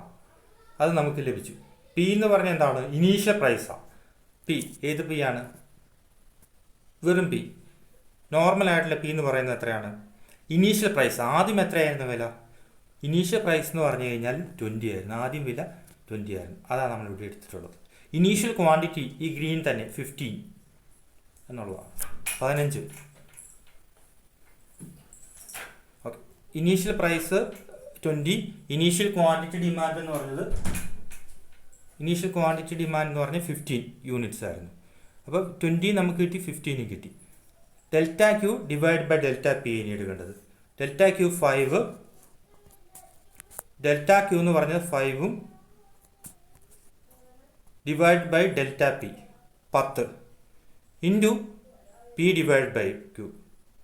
പി എന്ന് പറയുന്നത് 20-ഉം ക്യൂ എന്ന് പറയുന്നത് 15-ഉം ആയിരുന്നു. അത് നമ്മളിവിടെ എഴുതിയിട്ടുണ്ട് 20 ഡിവൈഡ് ബൈ 50 എന്നുള്ളത്. അപ്പോൾ delta Q divide by delta P 5 divide by 10 into P എന്ന് പറഞ്ഞാൽ 20 divide by 15 is equal to 0.66. അവിടെ നെഗറ്റീവ് സൈൻ വന്നു കഴിഞ്ഞാൽ നമ്മൾ എന്ത് ചെയ്യും? അത് ഒഴിവാക്കിയിട്ട് അബ്സല്യൂട്ട് വാല്യൂ എടുക്കുള്ളൂ കേട്ടോ. അത് ഓർത്തോണം. അബ്സല്യൂട്ട് വാല്യൂ നമുക്ക് എടുക്കാനുള്ളൂ. ഓക്കെ, അപ്പം നമുക്ക് 0.66 എന്നുള്ള വാല്യൂ നമുക്കവിടെ കിട്ടി എന്നുള്ളതാണ്. അപ്പോൾ ഇതിൻ്റെ ഇലാസ്തികത എന്ന് പറഞ്ഞാൽ ഇലാസ്റ്റിസിറ്റി ഓഫ് ഡിമാൻഡ് എന്ന് പറഞ്ഞത് 0.66 എന്നുള്ളതാണ്. ഓക്കെ, അതിൻ്റെ അടിസ്ഥാനത്തിലേക്ക് വരാൻ കേട്ടോ. അത് ആ വസ്തു ഏത് രീതിയിലുള്ള വസ്തുവാണെന്നുള്ളത് നമുക്ക് പിന്നീട് പറയാം. അപ്പോൾ ഒരു വസ്തുവിൻ്റെ ഇലാസ്തികത അളക്കാനുള്ള 3 മെത്തേഡുണ്ട്. അതിൽ ഒരു മെത്തേഡ് എന്ന് പറഞ്ഞത് പെർസെൻറ്റേജ് മെത്തേഡാണ്. പെർസെൻറ്റേജ് മെത്തേഡ് വെച്ചിട്ട് ഇലാസ്തികത അളക്കാനുള്ള ഫോർമുല എന്ന് പറഞ്ഞത് delta Q divide by delta P into P divide by Q എന്നുള്ളതാണ് എന്ന് പറഞ്ഞു. അപ്പോൾ അത് വെച്ചിട്ട് എങ്ങനെയാണ് ഇലാസ്തികത കാൽക്കുലേറ്റ് ചെയ്യുന്നത് എന്നുള്ളത് നമ്മളിവിടെ കണ്ടു. വെച്ചിട്ട് നമുക്ക് ഇലാസ്റ്റിസിറ്റി കാൽക്കുലേറ്റ് ചെയ്യാനുള്ള ഫോർമുല എന്ന് പറയുന്നത് delta Q divide by delta P into P by Q എന്നുള്ളതാണ്. Okay, into P by Q എന്നുള്ളതാണ്. അത് വെച്ചിട്ട് നമ്മൾ ഡെൽറ്റ ക്യൂ എന്ന് പറഞ്ഞാൽ change in quantity, delta P change in price into initial price divide by initial quantity demand of the commodity എന്നുള്ളതാണ്. അപ്പോൾ change in the quantity എടുക്കുക, വിലയിൽ മാറ്റം ഉണ്ടായതുകൊണ്ട് ഡിമാൻഡ് ഉണ്ടായ മാറ്റം എത്രയാണെന്നുള്ളത് കാൽക്കുലേറ്റ് ചെയ്യുക, അതിനെ വിലയിലുണ്ടായ മാറ്റമായിട്ട് ഡിവൈഡ് ചെയ്യുക into initial price divide by initial quantity. അപ്പോൾ നമുക്ക് ഇലാസ്തികത ലഭിക്കും. അത് ഒന്നെങ്കിൽ 1-നേക്കാൾ കൂടുതലും 1-നേക്കാൾ കുറവോ ആയിരിക്കും. അതിനെ ബേസ് ചെയ്തിട്ടാണ് നമ്മൾ പറഞ്ഞ ഇലാസ്തികത എന്ന് പറയുന്നത് will be greater than or is greater than 1 എന്നോ ലെസ് ദാൻ 1 എന്നോ അല്ലെങ്കിൽ ഇലാസ്തികത കൂടുതലാണോ കുറവാണോ എന്നുള്ളത്. അപ്പോൾ അതിലേക്ക് നമുക്ക് ഈ കുറച്ചുകൂടെ ചെല്ലുമ്പോൾ നമ്മളത് പറയുന്നുണ്ട്. ഇലാസ്തികത എങ്ങനെയാണ്, 0.6 ആണെങ്കിൽ എത്ര ഇലാസ്തികത, അത് ഏത് ടൈപ്പ് വസ്തുവാണ്, ഇലാസ്തികത 1-നേക്കാൾ കൂടുതലാണെങ്കിൽ അത് എങ്ങനെയുള്ള വസ്തുവാണ് എന്നുള്ള കാര്യങ്ങൾ നമ്മൾ ഇനി പറയുന്നുള്ളൂ. അപ്പോൾ ഇലാസ്തികത കാൽക്കുലേറ്റ് ചെയ്യുന്ന ശതമാന രീതി വെച്ച് കാൽക്കുലേറ്റ് ചെയ്യുന്ന വിധം മനസ്സിലായി കാണുമെന്ന് കരുതുന്നു. അപ്പോൾ ഇനി നമ്മൾ കാണാൻ പോകുന്ന ഒരു ലീനിയർ ഡിമാൻഡ് കർവ്, നോൺ ലീനിയറും ലീനിയറുമായിട്ടുള്ള 2 ഡിമാൻഡ് കർവ്സ് ഉണ്ട്. നമ്മളിപ്പോൾ ലീനിയർ ഡിമാൻഡ് കർവാണ് കാണുന്നത്. ഇനി നമ്മൾ ഒരു ഡിമാൻഡ് കർവിൻ്റെ പോയിന്റിലെ ഇലാസ്തികത എങ്ങനെ കാൽക്കുലേറ്റ് ചെയ്യുക എന്നുള്ളത്.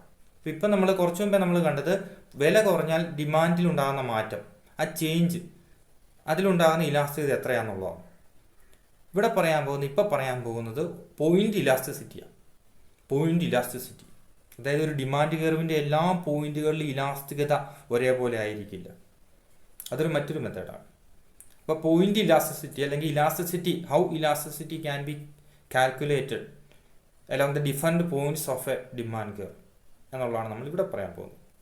ഓക്കെ, അപ്പോൾ നമ്മുടെ മെത്തേഡ് അല്ലെങ്കിൽ നമ്മുടെ സൂത്രവാക്യം എന്ന് പറയുന്നത്, ഇക്വേഷൻ എന്ന് പറഞ്ഞാൽ പഴയ തന്നെയായി, quantity demand is equal to quantity demand of the commodity is equal to, അതായത് Q D is equal to A minus B into B. ഇതിൽ എ എന്നുള്ളത് വെർട്ടിക്കൽ ഇൻ്റർസെപ്റ്റാണ് നമ്മൾ പറഞ്ഞു തിയററ്റിക്കലി. മൈനസ് ബി എന്ന് പറഞ്ഞ slope of the demand curve, അത് കാണിക്കുന്നത് വില കുറഞ്ഞുകൊണ്ട് ഡിമാൻഡിൽ എത്ര വർധന ഉണ്ടാകുന്നുള്ള. ഒരു വസ്തുവിൻ്റെ വില 1 രൂപ കുറഞ്ഞു കഴിഞ്ഞാൽ ഡിമാൻഡിൽ 2 കിലോ വർധന ഉണ്ടാകുന്നുണ്ടെങ്കിൽ മൈനസ് ബി എന്ന് പറയുന്നത് 2 ആയിരിക്കും, -2 ആയിരിക്കും. വില 1 രൂപ കുറഞ്ഞു കഴിഞ്ഞാൽ ഡിമാൻഡ് 3 കിലോ കൂടുമെന്നുണ്ടെങ്കിൽ സ്ലോപ്പ് അഥവാ മൈനസ് ബിയുടെ സ്ഥാനത്ത് -3 ആയിരിക്കും. അതാ സ്ലോപ്പ് എന്ന് പറയുന്നത്. പി എന്ന് പറയുന്നത് പ്രൈസ് ഓഫ് ദ കമ്മോഡിറ്റി, വില, ഓക്കെ എന്നുള്ളതാണ്. അപ്പോൾ അതിനെ നമ്മൾ ഒന്നുകൂടെ റീഅറേഞ്ച് ചെയ്ത് ഇവിടെ എഴുതിയിരിക്കുകയാണ്. ഏതാണ് elasticity along a linear demand curve കാണാൻ വേണ്ടിയിട്ട് E D is equal to -b into P divide by Q എന്നുള്ളത്. -b ഇൻറ്റു പി എന്നുള്ളത് ബി പി എന്നുള്ളത് അവിടെ തന്നെ നിർത്തിയിരിക്കുകയാണ്. എന്നുള്ളത് നമ്മൾ ഒഴിവാക്കി, അതിൻ്റെ ഡെറിവേഷൻ ഒന്നും ഇവിടെ എഴുതിയിട്ടില്ല കേട്ടോ. Okay, divide by quantity demand എന്നുള്ളത്, അതായത് ഒരു പോയിന്റ് ഇലാസ്തികത കണക്കാക്കാൻ വേണ്ടിയിട്ട്. അപ്പം നിങ്ങളുടെ എക്സാമിന് ചോദിക്കുന്നത് ഇങ്ങനെയായിരിക്കാം, ഒരു വസ്തുവിൻ്റെ വില 3 രൂപയായിരിക്കുമ്പോൾ അതിൻ്റെ ഇലാസ്തികത എങ്ങനെയാണെന്ന് പറഞ്ഞ് ചോദിക്കാം. അപ്പോൾ സാധാരണഗതിയിൽ നമ്മൾ നേരത്തെ കണ്ട പോലെ ഓറഞ്ചിൻ്റെ വില 20 രൂപയായിരുന്നു, അപ്പോൾ ഡിമാൻഡ് ഇത്രയായിരുന്നു. വില 20 നിന്ന് 30 കൂടി കഴിഞ്ഞാൽ ഡിമാൻഡിലുണ്ടാകുന്ന മാറ്റം ഇത്രയാണ്. അങ്ങനെയാണ് ഇലാസ്തികത എങ്ങനെ കാൽക്കുലേറ്റ് ചെയ്യാമെന്ന് പറഞ്ഞ് ചോദിക്കുക. അത് പെർസെൻറ്റേജ് മെത്തേഡ്. ഇനി മറ്റൊരു രീതിയിലും ചോദിക്കാം, പോയിന്റിൽ ഒരു ഡിമാൻഡ് കർവിൻ്റെ ഓരോ പോയിന്റിലെയും ഇലാസ്തികത കാൽക്കുലേറ്റ് ചെയ്യാൻ വേണ്ടി ഇങ്ങനെ ചോദിക്കാം. ഒരു വസ്തുവിൻ്റെ വില 3 രൂപ ആണ്. ആ വസ്തുവിൻ്റെ ഡിമാൻഡ് കർവ് എന്ന് പറയുന്നത് QD = 10 - 2 × P എന്നുള്ള ഒരു കാര്യം ഇവിടെ തരും. QD = 10 - 2P. If the price of the commodity is 3, calculate its elasticity of demand എന്നുള്ളത്. അപ്പോൾ ഇങ്ങനൊരു ഫംഗ്ഷൻ തന്നിട്ട് പോയിന്റ് ഇലാസ്തികത കാൽക്കുലേറ്റ് ചെയ്യാൻ പറഞ്ഞ് ചോദിച്ചു കഴിഞ്ഞാൽ അതിന് മറ്റൊരു മെത്തേഡ് അതാണ് ഇവിടെ പറയാൻ പോകുന്നത് കേട്ടോ. QD = 10 - 2 × P എന്നുള്ള ഒരു ഡിമാൻഡ് ഫംഗ്ഷൻ തന്നിരിക്കുക. നമുക്ക് ആ വസ്തുവിൻ്റെ വില 3 രൂപയാണ്. ആ 3 രൂപ ആയിരിക്കുന്ന ആ പോയിന്റിൽ, ഇവിടെ എന്നുള്ള പോയിന്റാണെന്ന് കരുതിക്കുക, ആ പോയിന്റിലെ ഇലാസ്തികത എത്രയാണ് എന്നുള്ളതാണ് നമുക്കിവിടെ കാൽക്കുലേറ്റ് ചെയ്യേണ്ടതായിട്ടുള്ളത്. അപ്പോൾ അതിനു വേണ്ടിയുള്ള ഫോർമുല എന്താണ്? -B × P / Q എന്നുള്ളതാണ്. -B × P എന്ന് പറഞ്ഞാൽ -B slope, P price, / Q quantity. അപ്പോൾ ED = -B × P / Q എന്നുള്ള നമ്മുടെ പോയിന്റ് ഇലാസ്തികത കാൽക്കുലേറ്റ് ചെയ്യാനുള്ള ഫോർമുല എന്ന് പറയുന്നത്, അല്ല ഇക്വേഷൻ എന്ന് പറയുന്നത്. അത് വെച്ചിട്ട് നമ്മൾ QD = 10 - 2P എന്നുള്ള ഒരു ഡിമാൻഡ് ഫംഗ്ഷൻ നമുക്ക് തന്നിട്ടുണ്ടായിരിക്കും. പിയുടെ വാല്യൂ നമുക്ക് തന്നിട്ടുണ്ടായിരിക്കും. ഒരു വസ്തുവിൻ്റെ വില 3 ആണെങ്കിൽ, അല്ലെങ്കിൽ പ്രൈസ് 3 ആണെങ്കിൽ, ഡിമാൻഡ് ഫംഗ്ഷൻ 10 - 2P ആണെങ്കിൽ അതിൻ്റെ പോയിന്റ് ഇലാസ്തികത എത്രയാണ് എന്നുള്ളതാണ് എക്സാമിന് ചോദിക്കുക. ആ രീതിയിലായിരിക്കും ചോദിക്കുക, പോയിന്റ് ഇലാസ്റ്റിസിറ്റി കാൽക്കുലേറ്റ് ചെയ്യാൻ വേണ്ടി. അപ്പോൾ നമ്മൾ എന്ത് ചെയ്യണം? QD = 10 - 2 × Pയുടെ സ്ഥാനത്ത് നമ്മൾ 3 എന്നുള്ളത് ഇവിടെ കൊടുക്കുക. പ്രൈസ് 3 ആയതുകൊണ്ട്. ഓക്കെ, അപ്പോൾ നമുക്ക് 10 - 6 എന്നുള്ളത് ലഭിച്ചു. 10 - 6 = 4 എന്നുള്ളത്. അപ്പോൾ QD = അതായത് ക്വാണ്ടിറ്റി ഡിമാൻഡ് എന്നുള്ള 4 നമുക്ക് കിട്ടി. പിന്നെ നമ്മൾ ഇക്വേഷൻ അപ്ലൈ ചെയ്യുക. -B × P / Q. -B എന്ന് പറഞ്ഞാൽ 2, P 3 / ക്വാണ്ടിറ്റി ഡിമാൻഡ് നമുക്ക് ഇവിടെ കിട്ടിയിട്ടുണ്ട് 4 അല്ലേ. QD എന്നുള്ള ഇവിടെ നമുക്ക് കിട്ടിയിട്ടുണ്ട് 4. അത് നമ്മൾ താഴെ എഴുതി. അപ്പോൾ 6 / 4 = 1.5. ഇവിടെ നെഗറ്റീവ് സൈൻ ഓൾറെഡി ഉള്ളതുകൊണ്ട് നമ്മൾ മൈനസ് അല്ലെങ്കിൽ 1.5 എന്നുള്ള എഴുതി. പക്ഷേ ഇലാസ്തികത എപ്പോഴും അബ്സല്യൂട്ട് വാല്യൂസ് ആയിരിക്കും. അതുകൊണ്ട് നമ്മൾ 1.5 എന്നുള്ള മൈനസ് സൈൻ അല്ലെങ്കിൽ നെഗറ്റീവ് സൈൻ നമ്മൾ അവോയ്ഡ് ചെയ്തിട്ട് 1.5 ആയിരിക്കും ഇതിൻ്റെ ഇലാസ്റ്റിസിറ്റി എന്നുള്ളത് കാൽക്കുലേറ്റ് ചെയ്ത് എഴുതി. ഇപ്പോൾ എക്സാമിന് ചോദിക്കുകയാണെങ്കിൽ അത് ആ രീതിയിൽ ചോദിക്കുള്ളൂ. ആ ഇക്വേഷൻ നിങ്ങൾ മറക്കാണ്ടിരിക്കുക. -B × P / Q എന്നുള്ള ഇക്വേഷൻ മറക്കാണ്ടിരിക്കുക. അപ്പോൾ അതുപോലെ തന്നെ ഒരു ലീനിയർ ഡിമാൻഡ് കർവിൻ്റെ ഓരോ പോയിന്റുകളിലും ഇലാസ്തികത നമുക്ക് കാൽക്കുലേറ്റ് ചെയ്യാൻ പറ്റും. നമ്മളിപ്പോൾ കണ്ട പോലെ തന്നെ ഒരു ലീനിയർ ഡിമാൻഡ് കർവിൻ്റെ എല്ലാ പോയിന്റുകളിലും ഇലാസ്തികത കാൽക്കുലേറ്റ് ചെയ്യാൻ പറ്റും. അത് വ്യത്യസ്തങ്ങളായിരിക്കാം. ഓരോ പോയിന്റുകളിലും ഒരു ഡിമാൻഡ് കർവിൻ്റെ ഓരോ പോയിന്റുകളിലും ഇലാസ്റ്റിസിറ്റി എന്ന് പറയുന്നത് വ്യത്യസ്തങ്ങളായിരിക്കും, ഒരേപോലെ ആയിരിക്കില്ല എന്നുള്ളതാണ്. ഇവിടെ ഒരു എക്സാമ്പിൾ തന്നിട്ടുണ്ട്. ഈ എക്സാമ്പിളിനകത്ത് നോക്കുക. ഡിമാൻഡ് കർവ് തന്നിട്ടുണ്ട്. ഒരു ലീനിയർ ഡിമാൻഡ് കർവ് നമുക്കിവിടെ തന്നിട്ടുണ്ട്. ആ ലീനിയർ ഡിമാൻഡ് കർവിൻ്റെ ഫംഗ്ഷൻസും തന്നിട്ടുണ്ട്. അതാ 8 - 2P എന്നുള്ള ഫംഗ്ഷൻ നമുക്കിവിടെ തന്നിട്ടുണ്ട്. ഡിമാൻഡ് ഫംഗ്ഷൻ തന്നിട്ടുണ്ട്. അപ്പോൾ ഡിമാൻഡ് കർവിൻ്റെ ഡിമാൻഡ് ഫംഗ്ഷൻ ഇവിടെ 8 - 2P എന്നുള്ളതാണ്. ഇവിടെ 2 വില 2 ആയിരിക്കുമ്പോഴത്തേക്കും ക്വാണ്ടിറ്റി ഡിമാൻഡ് 4 ആയിരിക്കും. അതിവിടെ തന്നിട്ടുണ്ട്. നമുക്ക് കാൽക്കുലേറ്റ് ചെയ്യേണ്ട ആവശ്യമില്ല, വേണേൽ കാൽക്കുലേറ്റ് ചെയ്യാം. അങ്ങനെയാണെങ്കിൽ അതിൻ്റെ ഇലാസ്തികത വില 2 ആയിരിക്കുമ്പോഴുള്ള ഇലാസ്തികത എത്രയാണെന്നുള്ളത് കാൽക്കുലേറ്റ് ചെയ്ത് നമുക്കിവിടെ കണ്ടുപിടിക്കാൻ പറ്റും. എത്രയാണെന്ന് നോക്കുക. അപ്പോൾ 8 - 2P, പിയുടെ സ്ഥാനത്ത് നമ്മൾ 2 എന്ന് കൊടുക്കുന്നു. Q നമുക്ക് എത്ര കിട്ടും? 8 - 2 × 2, 8 - 4 = 4 കേട്ടോ. QD എന്ന് പറഞ്ഞാൽ 4 ആണ്. അത് നമുക്കിവിടെ തന്നിട്ടുണ്ട് ഓൾറെഡി. വില 2 ആയിരിക്കുമ്പോഴത്തേക്കും ക്വാണ്ടിറ്റി ഡിമാൻഡ് 4 എന്നുള്ളത് തന്നിട്ടുണ്ട്. ഇതിൻ്റെ ഇലാസ്തികത കാൽക്കുലേറ്റ് ചെയ്യാൻ വേണ്ടി നമ്മൾ എന്ത് ചെയ്തു? ഓക്കെ, -2 × 2 / 4, അതായത് -4 / 4 = 1 എന്നുള്ളത് നമുക്ക് കിട്ടി. അതായത് ഇലാസ്തികത എന്ന് പറഞ്ഞത് 1 ആയിരിക്കും. എവിടെയാണ്? മിഡ് പോയിന്റിലാണ് കേട്ടോ. മിഡ് പോയിന്റ് എന്ന് പറഞ്ഞാൽ ഒരു ലീനിയർ ഡിമാൻഡ് കർവിൻ്റെ ഏറ്റവും നടുക്ക് elasticity will be equal to 1 എന്നുള്ളതാണ് നമ്മുടെ ഉത്തരം എന്ന് പറയുന്നത്. അത് നമുക്ക് പ്രോബ്ലം ചെയ്തും കണ്ടുപിടിക്കുക. ഇതുപോലെ പ്രോബ്ലം ചെയ്തും കണ്ടുപിടിക്കാം, അല്ലാതെ നമുക്കത് പറയാൻ പറ്റും. എപ്പോഴും ഒരു ലീനിയർ ഡിമാൻഡ് കർവിൻ്റെ മിഡ് പോയിന്റിൽ ഇലാസ്റ്റിസിറ്റി എന്ന് പറയുന്നത് 1 ആയിരിക്കും എന്നുള്ളതാണ്. അതുപോലെ ഒരു ഡിമാൻഡ് കർവിൻ്റെ മിഡ് പോയിന്റ് മുകളിലേക്കുള്ള സെക്ഷനിൽ ഇലാസ്റ്റിസിറ്റി എന്ന് പറയുന്നത് വിൽ ബി ഗ്രേറ്റർ ദാൻ 1, ഒന്നിനേക്കാളും കൂടുതലായിരിക്കും. അപ്പം അതുപോലെ വെർട്ടിക്കൽ ഇൻ്റർസെപ്റ്റിൽ ഇലാസ്റ്റിസിറ്റി എന്ന് പറയുന്ന ED വിൽ ബി ഇൻഫിനിറ്റ് എന്നുള്ളതാണ്, അനന്തമായിരിക്കും എന്നുള്ളതാണ്.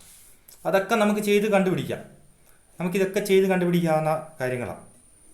എങ്ങനെയാണ് പ്രോബ്ലമായിട്ട് നമുക്ക് ചെയ്ത് കണ്ടുപിടിക്കും. നിങ്ങൾ ചെയ്താൽ മതി, നിങ്ങൾ ചെയ്ത് നോക്കിക്കണം ഓരോ പോയിന്റുകളിലും. അപ്പോൾ ആദ്യം നമ്മൾ വില 2 ആയിരിക്കുമ്പോഴത്തേക്ക് ഇലാസ്റ്റിറ്റി കാൽക്കുലേറ്റ് ചെയ്യുന്നത് എങ്ങനെയാണെന്നുള്ള ഇവിടെ എഴുതി വെച്ചിട്ടുണ്ട്. Quantity demand is equal to demand function വെച്ചിട്ട് 8 - 2 × പി, പിയുടെ സ്ഥാനത്ത് 2 കൊടുക്കുന്നു. അപ്പോൾ നമുക്ക് ക്യൂ ഡി എന്നുള്ളത് ഇവിടെ 4 കിട്ടുന്നു. അതിവിടെ തന്നിട്ടുണ്ട് ഓൾറെഡി, എന്നാലും കുഴപ്പമില്ല. ഓക്കെ, 4 കിട്ടി.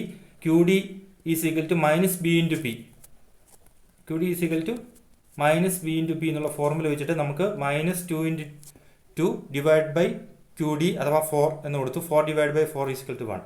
അപ്പോൾ ഈ ഡിമാൻഡ് കർവിൻ്റെ മധ്യഭാഗത്തെ ഇലാസ്തികത എന്ന് പറഞ്ഞാൽ 1 ആയിരിക്കും നമുക്ക് കിട്ടി. അപ്പോൾ അതുപോലെ ഈ ഡിമാൻഡ് കർവിൻ്റെ മുകളിലത്തെ സെക്ഷനിൽ ഇലാസ്തികത 1-നേക്കാളും കൂടുതലായിരിക്കും.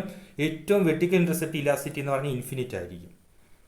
അപ്പോൾ അതുപോലെ ഈ ഡിമാൻഡ് കർവിൻ്റെ താഴത്തെ സെക്ഷൻ ഇലാസ്റ്റിസിറ്റി എന്ന് പറഞ്ഞാൽ 1-നേക്കാൾ താഴെ ആയിരിക്കാം. 0.1 0.2 ഒക്കെ ആയിരിക്കാം. അതുപോലെ ഹൊറിസോണ്ടൽ ഇന്റർസെപ്റ്റിൽ ഇലാസ്തികത എന്ന് പറയുന്നത് 0 ആയിരിക്കാം. ഇവിടെ എഴുതിയിട്ടുണ്ട് 0 എന്നുള്ളത്. മനസ്സിലായില്ലേ? അപ്പോൾ അത് നിങ്ങൾ ചെയ്തോണം. എങ്ങനെ ചെയ്യാം? ഞാൻ ആദ്യത്തെ പ്രോബ്ലം ഇവിടെ ചെയ്തിട്ടുണ്ട്. ഇലാസ്റ്റിറ്റി മിഡ് വാല്യൂവിൽ 1 ആയിരിക്കും എന്നുള്ളത് നമ്മൾ പറഞ്ഞു. ഇവിടെ ഗ്രേറ്റർ ദാൻ 1, ഇവിടെ ഇൻഫിനിറ്റിയും, ഇവിടെ ലെസ് ദാൻ 1, ഇവിടെ 0 ആയിരിക്കും എന്ന് പറഞ്ഞു. അത് നിങ്ങൾ നോട്ട്ബുക്കിൽ എഴുതുക, ചെയ്ത് നോക്കുക എങ്ങനെയാണ്. വെൻ ദ പ്രൈസ് ഈസ് 3, അത് നിങ്ങൾ കണ്ടുപിടിക്കുക. അപ്പോൾ അടുത്തതായിട്ട് ചെയ്യേണ്ടതാണ് 3, പ്രൈസ് 3 ആയിരിക്കുമ്പോഴത്തേക്കും ഇലാസ്റ്റിസിറ്റി ഈ പോയിന്റിൽ ബി എന്നുള്ള പോയിന്റിൽ ഇലാസ്റ്റിസിറ്റി എത്രയാണെന്ന് നോക്കുക. അത് 1-നേക്കാളും കൂടുതലായിട്ടുള്ളൊരു വാല്യൂ കിട്ടുള്ളൂ. 1 പോയിന്റ് സംതിങ് നിങ്ങൾക്ക് കിട്ടുകയുള്ളൂ. അതെങ്ങനെ ചെയ്യണം? ക്യൂ ഡി ഈസിക്കൽ ടു 8 - 2 പിയുടെ സ്ഥാനത്ത് 3 കൊടുക്കുക. എന്നിട്ട് ചെയ്യുമ്പോൾ നിങ്ങൾക്ക് ഇവിടെ 1 പോയിന്റ് സംതിങ് എന്നുള്ള ആൻസർ കിട്ടും. ഓക്കെ, അപ്പോൾ അതുപോലെ പിന്നെ എന്ത് ചെയ്യണം? പ്രൈസ് അടുത്തത് 4 ആകുമ്പോൾ എത്രയാണെന്നുള്ളത് ചെയ്ത് നോക്കുക. അപ്പോൾ പ്രൈസ് 3 ആകുമ്പം എത്രയായിരിക്കും ഇലാസ്റ്റിറ്റി എന്ന് കാൽക്കുലേറ്റ് ചെയ്യുക. പ്രൈസ് 4 ആകുമ്പോൾ ഇലാസ്റ്റിറ്റി എത്രയാണെന്ന് കാൽക്കുലേറ്റ് ചെയ്യുക. പ്രൈസ് 1 ആയിരിക്കുമ്പോൾ ഇലാസ്റ്റിറ്റി എത്രയാണെന്ന് കാൽക്കുലേറ്റ് ചെയ്യുക. ആ രീതി ചെയ്ത് പോവുക. അത് കഴിഞ്ഞ് പ്രൈസ് 0 ആയിരിക്കുമ്പോഴത്തേക്കും ഉള്ള ഇലാസ്റ്റിറ്റി ലാസ്റ്റ് കാൽക്കുലേറ്റ് ചെയ്യുക. അപ്പോൾ നിങ്ങൾക്ക് 0 തന്നെ കിട്ടുന്നതായിരിക്കാം. മനസ്സിലായല്ലോ അല്ലേ? അപ്പോൾ നമ്മൾ പൊതുവെ എങ്ങനെയാണ് പറയുന്നത്, ഒരു ലീനിയർ ഡിമാൻഡ് കർവിൻ്റെ മധ്യഭാഗത്ത് ഇലാസ്റ്റിറ്റി 1-ഉം ഈ മുകളിലത്തെ സെക്ഷൻ ഇലാസ്റ്റിറ്റി 1-നേക്കാളും കൂടുതലും വെർട്ടിക്കൽ ഇന്റർസെപ്റ്റ് ഇലാസ്റ്റിറ്റി ഇൻഫിനിറ്റി ആയിരിക്കും എന്നുള്ള, അനന്തമായിരിക്കും എന്നുള്ള. ഈ സെക്ഷൻ ഇലാസ്റ്റിറ്റി 1-നേക്കാളും താഴെയും ഏറ്റവും താഴത്തെ വെർട്ടിക്കൽ ഇന്റർസെപ്റ്റ് 0 ആയിരിക്കും എന്നുള്ളത്. അപ്പോൾ ഈ 1 വെച്ചിട്ടുള്ള ബാക്കിയുള്ള എല്ലാം നിങ്ങൾ ചെയ്ത് നോക്കണം. ഇപ്പോഴാണ് വില 3 ആയിരിക്കുമ്പോഴുള്ളതുണ്ട്, വില 4 ആയിരിക്കുമ്പോഴുള്ളതുണ്ട്, വില 1 ആയിരിക്കുമ്പോഴുള്ളതുണ്ട്, അങ്ങനെ 0 ആയിരിക്കുമ്പോൾ ഒക്കെ ഉള്ളത് നിങ്ങൾ എന്ത് ചെയ്യണം? ചെയ്ത് നോക്കുക. ആശം പിടിയിട്ടില്ലേ?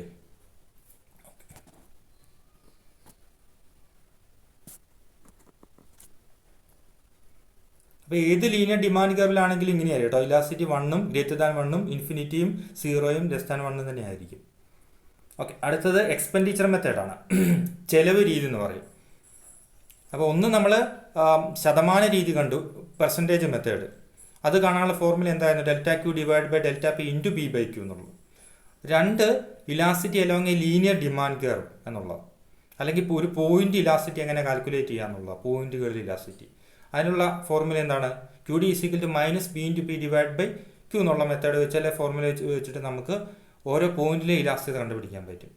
മൂന്നാമത്തേത് എക്സ്പെൻഡിച്ചർ മെത്തേഡാണ്, ചെലവ് രീതി എന്ന് പറയും. ഒരു വസ്തുവിന് വേണ്ടിയിട്ട് എത്ര രൂപ ചെലവഴിക്കുന്നു എന്ന് നോക്കി നമുക്ക് ഇലാസ്റ്റിറ്റി 1-നേക്കാളും കൂടുതലാണോ 1-നേക്കാളും കുറവാണോ ഇൻഇലാസ്റ്റിക് ആണോ എന്നൊക്കെ പറയാൻ പറ്റും. അത് നമ്മുടെ ടെക്സ്റ്റിലുള്ള അതേ കാര്യം ഇങ്ങോട്ട് എടുത്തിരിക്കുക കേട്ടോ. ഓക്കെ, എക്സ്പെൻഡിച്ചർ മെത്തേഡ് വെച്ചിട്ട് ഇലാസ്റ്റിറ്റി കാൽക്കുലേറ്റ് ചെയ്യുന്ന മെത്തേഡാണ് കേട്ടോ. അപ്പോൾ ഫസ്റ്റ്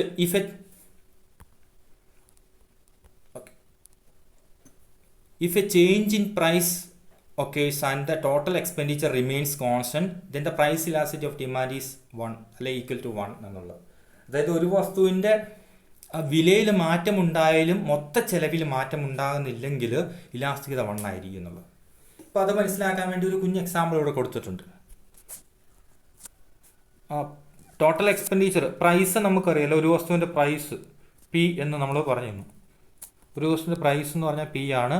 ക്യൂ എന്ന് പറഞ്ഞാൽ അതിൻ്റെ അളവാണ്, ക്വാണ്ടിറ്റി. ഒരു വസ്തുവിൻ്റെ പ്രൈസ് പിയും ക്യൂ ക്വാണ്ടിറ്റിയുമാണ്. ഇത് രണ്ടും കൂടെ ഗുണിച്ച് കഴിഞ്ഞാൽ മൾട്ടിപ്ലൈ ചെയ്താൽ നമുക്ക് ടോട്ടൽ എക്സ്പെൻഡിച്ചർ ലഭിക്കും എന്നുള്ളതാണ്. ഒരു വസ്തുവിൻ്റെ വില 5 രൂപയാണെന്ന് കരുതി. ഒരു ആപ്പിളിൻ്റെ വില 5 രൂപയാണ്. ഒരു ആപ്പിളിൻ്റെ വില 5 രൂപയും ഒരു ആപ്പിളിൻ്റെ വില 5 രൂപയാണ്. ഒരാൾ 4 കിലോ ആപ്പിൾ മേടിക്കുന്നു എന്ന് കരുതുക, അല്ലെങ്കിൽ 4 ആപ്പിൾ മേടിക്കുന്നു എന്ന് കരുതുക. 5 രൂപ വിലയുള്ള 4 ആപ്പിളാണ് മേടിക്കുന്നത്. അപ്പോൾ പ്രൈസ് 5 ഇൻറ്റു ക്വാണ്ടിറ്റി 4 എണ്ണം മേടിക്കുന്നു എന്നുള്ളതാണ്. അയാൾ എത്ര രൂപ ചിലവഴിച്ചു? 20 രൂപയാണ് ചിലവഴിക്കുന്നത്. അതാണ് അയാളുടെ total expenditure for that commodity എന്ന് പറയുന്നത്. അപ്പോൾ ടോട്ടൽ എക്സ്പെൻഡിച്ചർ കിട്ടാൻ നമ്മൾ എന്ത് ചെയ്യണം? പ്രൈസിനെ ക്വാണ്ടിറ്റി കൊണ്ട് മൾട്ടിപ്ലൈ ചെയ്താൽ മതി. 5 ഇൻറ്റു 4 ഈക്വൽ ടു 20. അത് നമ്മൾ നോക്കുകയാണ്, വില 5-ൽ നിന്ന് 4 കുറഞ്ഞു. ആപ്പിളിൻ്റെ വില 5 രൂപയായിരുന്നു, അത് 4 കുറഞ്ഞു എന്ന് കരുതുക. 4 കുറഞ്ഞപ്പോൾ അദ്ദേഹം എന്ത് ചെയ്തു? വില കുറഞ്ഞുകൊണ്ട് ആപ്പിൾ മേടിക്കുന്നതിൻ്റെ എണ്ണം കൂട്ടി, 5 കൂട്ടി. 4 നേരത്തെ 4 ആപ്പിൾ മേടിച്ചുകൊണ്ടിരുന്ന വ്യക്തി ഇപ്പോൾ എന്ത് ചെയ്തു? മേടിക്കുന്ന ആപ്പിളിൻ്റെ എണ്ണം കൂട്ടി 4-ൽ നിന്നും 5 വർദ്ധിപ്പിക്കുന്നു. പക്ഷേ ടോട്ടൽ എക്സ്പെൻഡിച്ചറിന് ഇവിടെ എന്തെങ്കിലും ചേഞ്ച് ഉണ്ടാകുന്നുണ്ടോ? ഇല്ല എന്നുള്ളതാണ്. അപ്പോൾ വില കുറഞ്ഞാലോ വില കൂടിയാലോ ആപ്പിൾ വില കുറഞ്ഞാൽ അദ്ദേഹം എന്ത് ചെയ്യുന്നു? ആപ്പിളിൻ്റെ എണ്ണം കൂട്ടി. മൊത്ത ചിലവിന് ഇവിടെ ഒന്നും മാറ്റം ഉണ്ടാകുന്നില്ല. അതുപോലെ വില കൂടിയാലും ഇദ്ദേഹം ആപ്പിളിൻ്റെ എണ്ണം കുറച്ചു, മൊത്ത ചിലവിൽ വർധനമുണ്ടാവാതെ അല്ലെ കുറവുണ്ടാകാതെ മെയിൻറ്റെയിൻ ചെയ്യുകയാണ്. അതായത് വിലയിൽ എന്ത് മാറ്റം ഉണ്ടായിക്കഴിഞ്ഞാലും ടോട്ടൽ എക്സ്പെൻഡിച്ചർ മാറ്റം ഉണ്ടാകുന്നില്ല. ഇവിടെ 20-20 20 രൂപ അദ്ദേഹം മുടക്കുന്നുള്ളൂ. വില കുറഞ്ഞാൽ എന്ത് ചെയ്യും? കൂടുതൽ ആപ്പിൾ മേടിക്കും, 20 രൂപയ്ക്ക് തന്നെ ആപ്പിൾ മേടിക്കും. വില കൂടിയാലോ ആപ്പിളിൻ്റെ എണ്ണം കുറയ്ക്കും, 20 രൂപ തന്നെ മെയിൻറ്റെയിൻ ചെയ്യും. കേട്ടോ, ഇവിടെ നമ്മൾ വില കുറയുമ്പോഴുള്ള ചേഞ്ച് മാത്രമേ എഴുതിയിട്ടുള്ളൂ. അപ്പോൾ വിലയിൽ എന്ത് മാറ്റം ഉണ്ടായിക്കഴിഞ്ഞാലും ആ വസ്തുവിന് വേണ്ടി മുടക്കുന്ന ടോട്ടൽ എക്സ്പെൻഡിച്ചറിനകത്ത് മാറ്റം ഉണ്ടാകുന്നില്ലെങ്കിൽ അങ്ങനെയുള്ള വസ്തുക്കളുടെ ഇലാസ്റ്റികത എത്രയായിരിക്കും ഇവിടെ പറഞ്ഞത്? ഈക്വൽ ടു 1 എന്നുള്ളതാണ് കേട്ടോ. അപ്പോൾ ടോട്ടൽ ഒരു വസ്തുവിന് വേണ്ടി മുടക്കുന്ന ടോട്ടൽ എക്സ്പെൻഡിച്ചറിനകത്ത് മാറ്റം ഉണ്ടായില്ലെങ്കിൽ ആ വസ്തുവിൻ്റെ ഇലാസ്റ്റികത എന്ന് പറയുന്നത് 1 ആയിരിക്കും എന്നുള്ളതാണ് നമ്മളിവിടെ പറയുന്നത്. ഇതാണ് എക്സ്പെൻഡിച്ചർ മെത്തേഡ് വെച്ചിട്ട് ഇലാസ്റ്റികത കണക്കാക്കാനുള്ള ഒരു മെത്തേഡ് എന്ന് പറയുന്നത്. അപ്പോൾ നിങ്ങളോട് പ്രോബ്ലമായിട്ട് അങ്ങനെ ചോദിക്കാറില്ല, ഇങ്ങനെ ചോദിക്കാറില്ല. ഒരു വസ്തുവിന് വേണ്ടി ഒരു വ്യക്തി മുടക്കുന്ന തുകയിൽ മാറ്റം ഒന്നും ഉണ്ടായില്ലെങ്കിൽ അതിൻ്റെ ഇലാസ്റ്റികത എത്രയായിരിക്കും എന്നുള്ള രീതിയിൽ ചോദിക്കുകയുള്ളൂ. ഞാനൊരു എക്സാമ്പിൾ ഇവിടെ എഴുതിയിട്ടുണ്ടെന്ന് മാത്രമേ മനസ്സിലാക്കാൻ വേണ്ടിയിട്ട്. അപ്പോൾ രണ്ടാമത്തെ നോക്കുക, if the total expenditure moves in the opposite direction to change in price then the demand is elastic. If the price increases total expenditure decreases, or if the price decreases and total expenditure increases then the demand is elastic. അപ്പോൾ ഇവിടുത്തെ main point നിങ്ങൾ മനസ്സിൽ വെക്കേണ്ട എന്താണ്? വിലയിലുണ്ടാകുന്ന മാറ്റത്തിന് opposite ആയിട്ടായിരിക്കും total എക്സ്പെൻഡിച്ചറിനകത്ത് മാറ്റം ഉണ്ടാകുക. അങ്ങനെയാണെങ്കിൽ ആ വസ്തുവിൻ്റെ ഡിമാൻഡ് ഇലാസ്റ്റിക് ഡിമാൻഡ് ആയിരിക്കും എന്നുള്ളത്. എന്ന് പറഞ്ഞു കഴിഞ്ഞാൽ ഒരു വസ്തുവിൻ്റെ വില കുറയുന്നു. ഇപ്പം നമ്മുടെ എക്സാമ്പിളിലേക്ക് നമുക്ക് വരാം, അത് വെച്ച് പറയാം. ആപ്പിളിൻ്റെ വില 5 രൂപ തന്നെയായിരുന്നു കരുതുക, അല്ലെങ്കിൽ എന്തെങ്കിലും ഒരു വസ്തു ആയിക്കോട്ടെ, ഞാൻ ആപ്പിൾ എന്നങ്ങ് പറയുന്നുള്ളൂ. 5 രൂപയായിരുന്നത് അതിൻ്റെ വില കുറഞ്ഞ് 4 രൂപയായിട്ട് കുറഞ്ഞു. വില കുറഞ്ഞല്ലോ, പ്രൈസ് ഈസ് ഡിക്രീസ്ഡ്. വില കുറഞ്ഞപ്പം സ്വാഭാവികമായിട്ട് അദ്ദേഹം എന്ത് ചെയ്തു? 4 കിലോ, നേരത്തെ വില 5 രൂപയായിരുന്നു, അപ്പോൾ 4 ആപ്പിളാണ് മേടിച്ചുകൊണ്ടിരുന്നത്, 20 രൂപ ചിലവഴിക്കുമായിരുന്നു. വില 5-ൽ നിന്ന് 4 കുറഞ്ഞു. അപ്പോൾ എന്ത് ചെയ്തു? മേടിക്കുന്ന ആപ്പിളിൻ്റെ എണ്ണം വർദ്ധിപ്പിച്ചു, നേരത്തെക്കാളും കൂടുതൽ മേടിക്കാമെന്ന് കരുതുക. വില കുറഞ്ഞുകൊണ്ട് നേരത്തെ ഉള്ള അളവ് വേണമെങ്കിൽ മേടിക്കാം, അതല്ല പക്ഷേ ഇവിടെ ചെയ്തത്. നേരത്തെക്കാളും ക്വാണ്ടിറ്റി എന്ന് പറയുന്നത് 4 ആയിരുന്നത് 6 വർദ്ധിപ്പിച്ചിരിക്കുന്നത്, 6 എണ്ണം മേടിക്കുന്നുണ്ട് ഇപ്പം. ടോട്ടൽ എക്സ്പെൻഡിച്ചറിന് എന്ത് സംഭവിച്ചു? ഇവിടെ ടോട്ടൽ എക്സ്പെൻഡിച്ചർ വർദ്ധിച്ചു, 20-ൽ നിന്നും 24 കൂടി എന്നുള്ളത്. അപ്പോൾ ഒരു വസ്തുവിൻ്റെ വില കുറഞ്ഞു, ടോട്ടൽ എക്സ്പെൻഡിച്ചർ 20 രൂപയായിരുന്നു 24 രൂപയായിട്ട് കൂടി. അപ്പോൾ ഒരു വസ്തുവിൻ്റെ വില കുറയുന്നതുകൊണ്ട് പ്രൈസിൽ ഒരു ചേഞ്ച് ഉണ്ടാകുന്നു. അതിൻ്റെ ഫലമായിട്ട് ടോട്ടൽ എക്സ്പെൻഡിച്ചറിനകത്തുണ്ടാകുന്ന വർധനമാണ് ഉണ്ടാകുന്നത്. വില കുറഞ്ഞു, ടോട്ടൽ എക്സ്പെൻഡിച്ചർ കൂടുന്നു. അല്ലെങ്കിൽ വില കൂടി, അടുത്ത കേസ് നോക്കുക, വില കൂടി എന്ന് കരുതുക, 5-ൽ നിന്നും 6 വില കൂടി. അപ്പോൾ വില കൂടിയപ്പോഴത്തേക്ക് ആപ്പിൾ മേടിക്കുന്ന എണ്ണം കുറച്ചു. നേരത്തെ 4 എണ്ണം മേടിച്ചുകൊണ്ടിരുന്നത് ഇപ്പോൾ 3 എണ്ണം മേടിക്കുന്നത്. നേരത്തെ 20 രൂപയാണ് ചിലവഴിച്ചുകൊണ്ടിരുന്നത്, ഇപ്പോൾ 18 രൂപ ചിലവഴിക്കുന്നുള്ളൂ, വില കൂടി എന്നുള്ളതുകൊണ്ട്. അപ്പോൾ വില കൂടി, ടോട്ടൽ എക്സ്പെൻഡിച്ചർ കുറഞ്ഞു എന്നുള്ളതാണ്. അപ്പോൾ ഇവിടെ പ്രൈസും ടോട്ടൽ എക്സ്പെൻഡിച്ചറും തമ്മിൽ ഓപ്പോസിറ്റ് ഡയറക്ഷനാണ്, അല്ലെങ്കിൽ ഓപ്പോസിറ്റ് റിലേഷൻഷിപ്പാണ് ഉള്ളത്. അപ്പം ടോട്ടൽ എക്സ്പെൻഡിച്ചറിനകത്തും പ്രൈസിനകത്തും വിപരീത അനുപാതത്തിലാണ് മാറ്റം ഉണ്ടാകുന്നതെങ്കിൽ അതിൻ്റെ ഇലാസ്റ്റിസിറ്റി എങ്ങനെയായിരിക്കും? ഡിമാൻഡ് എന്ന് പറയുന്നത് ഇലാസ്റ്റിക് ആയിരിക്കും, അഥവാ ഇലാസ്റ്റിസിറ്റി എന്ന് പറഞ്ഞാൽ ഒന്നിനേക്കാളും കൂടുതലായിരിക്കും എന്നുള്ള അർത്ഥം. മനസ്സിലായില്ലേ? അതായത് വിലയും ടോട്ടൽ എക്സ്പെൻഡിച്ചറും വിപരീത അനുപാതത്തിലാണ് മാറുന്നതെങ്കിൽ അങ്ങനെയുള്ള വസ്തുക്കളുടെ ഇലാസ്റ്റികത എന്ന് പറയുന്നത് 1-നേക്കാളും കൂടുതലായിരിക്കും എന്നുള്ളതാണ്, അഥവാ ഹൈലി ഇലാസ്റ്റിക് ആയിരിക്കും എന്നുള്ളത്.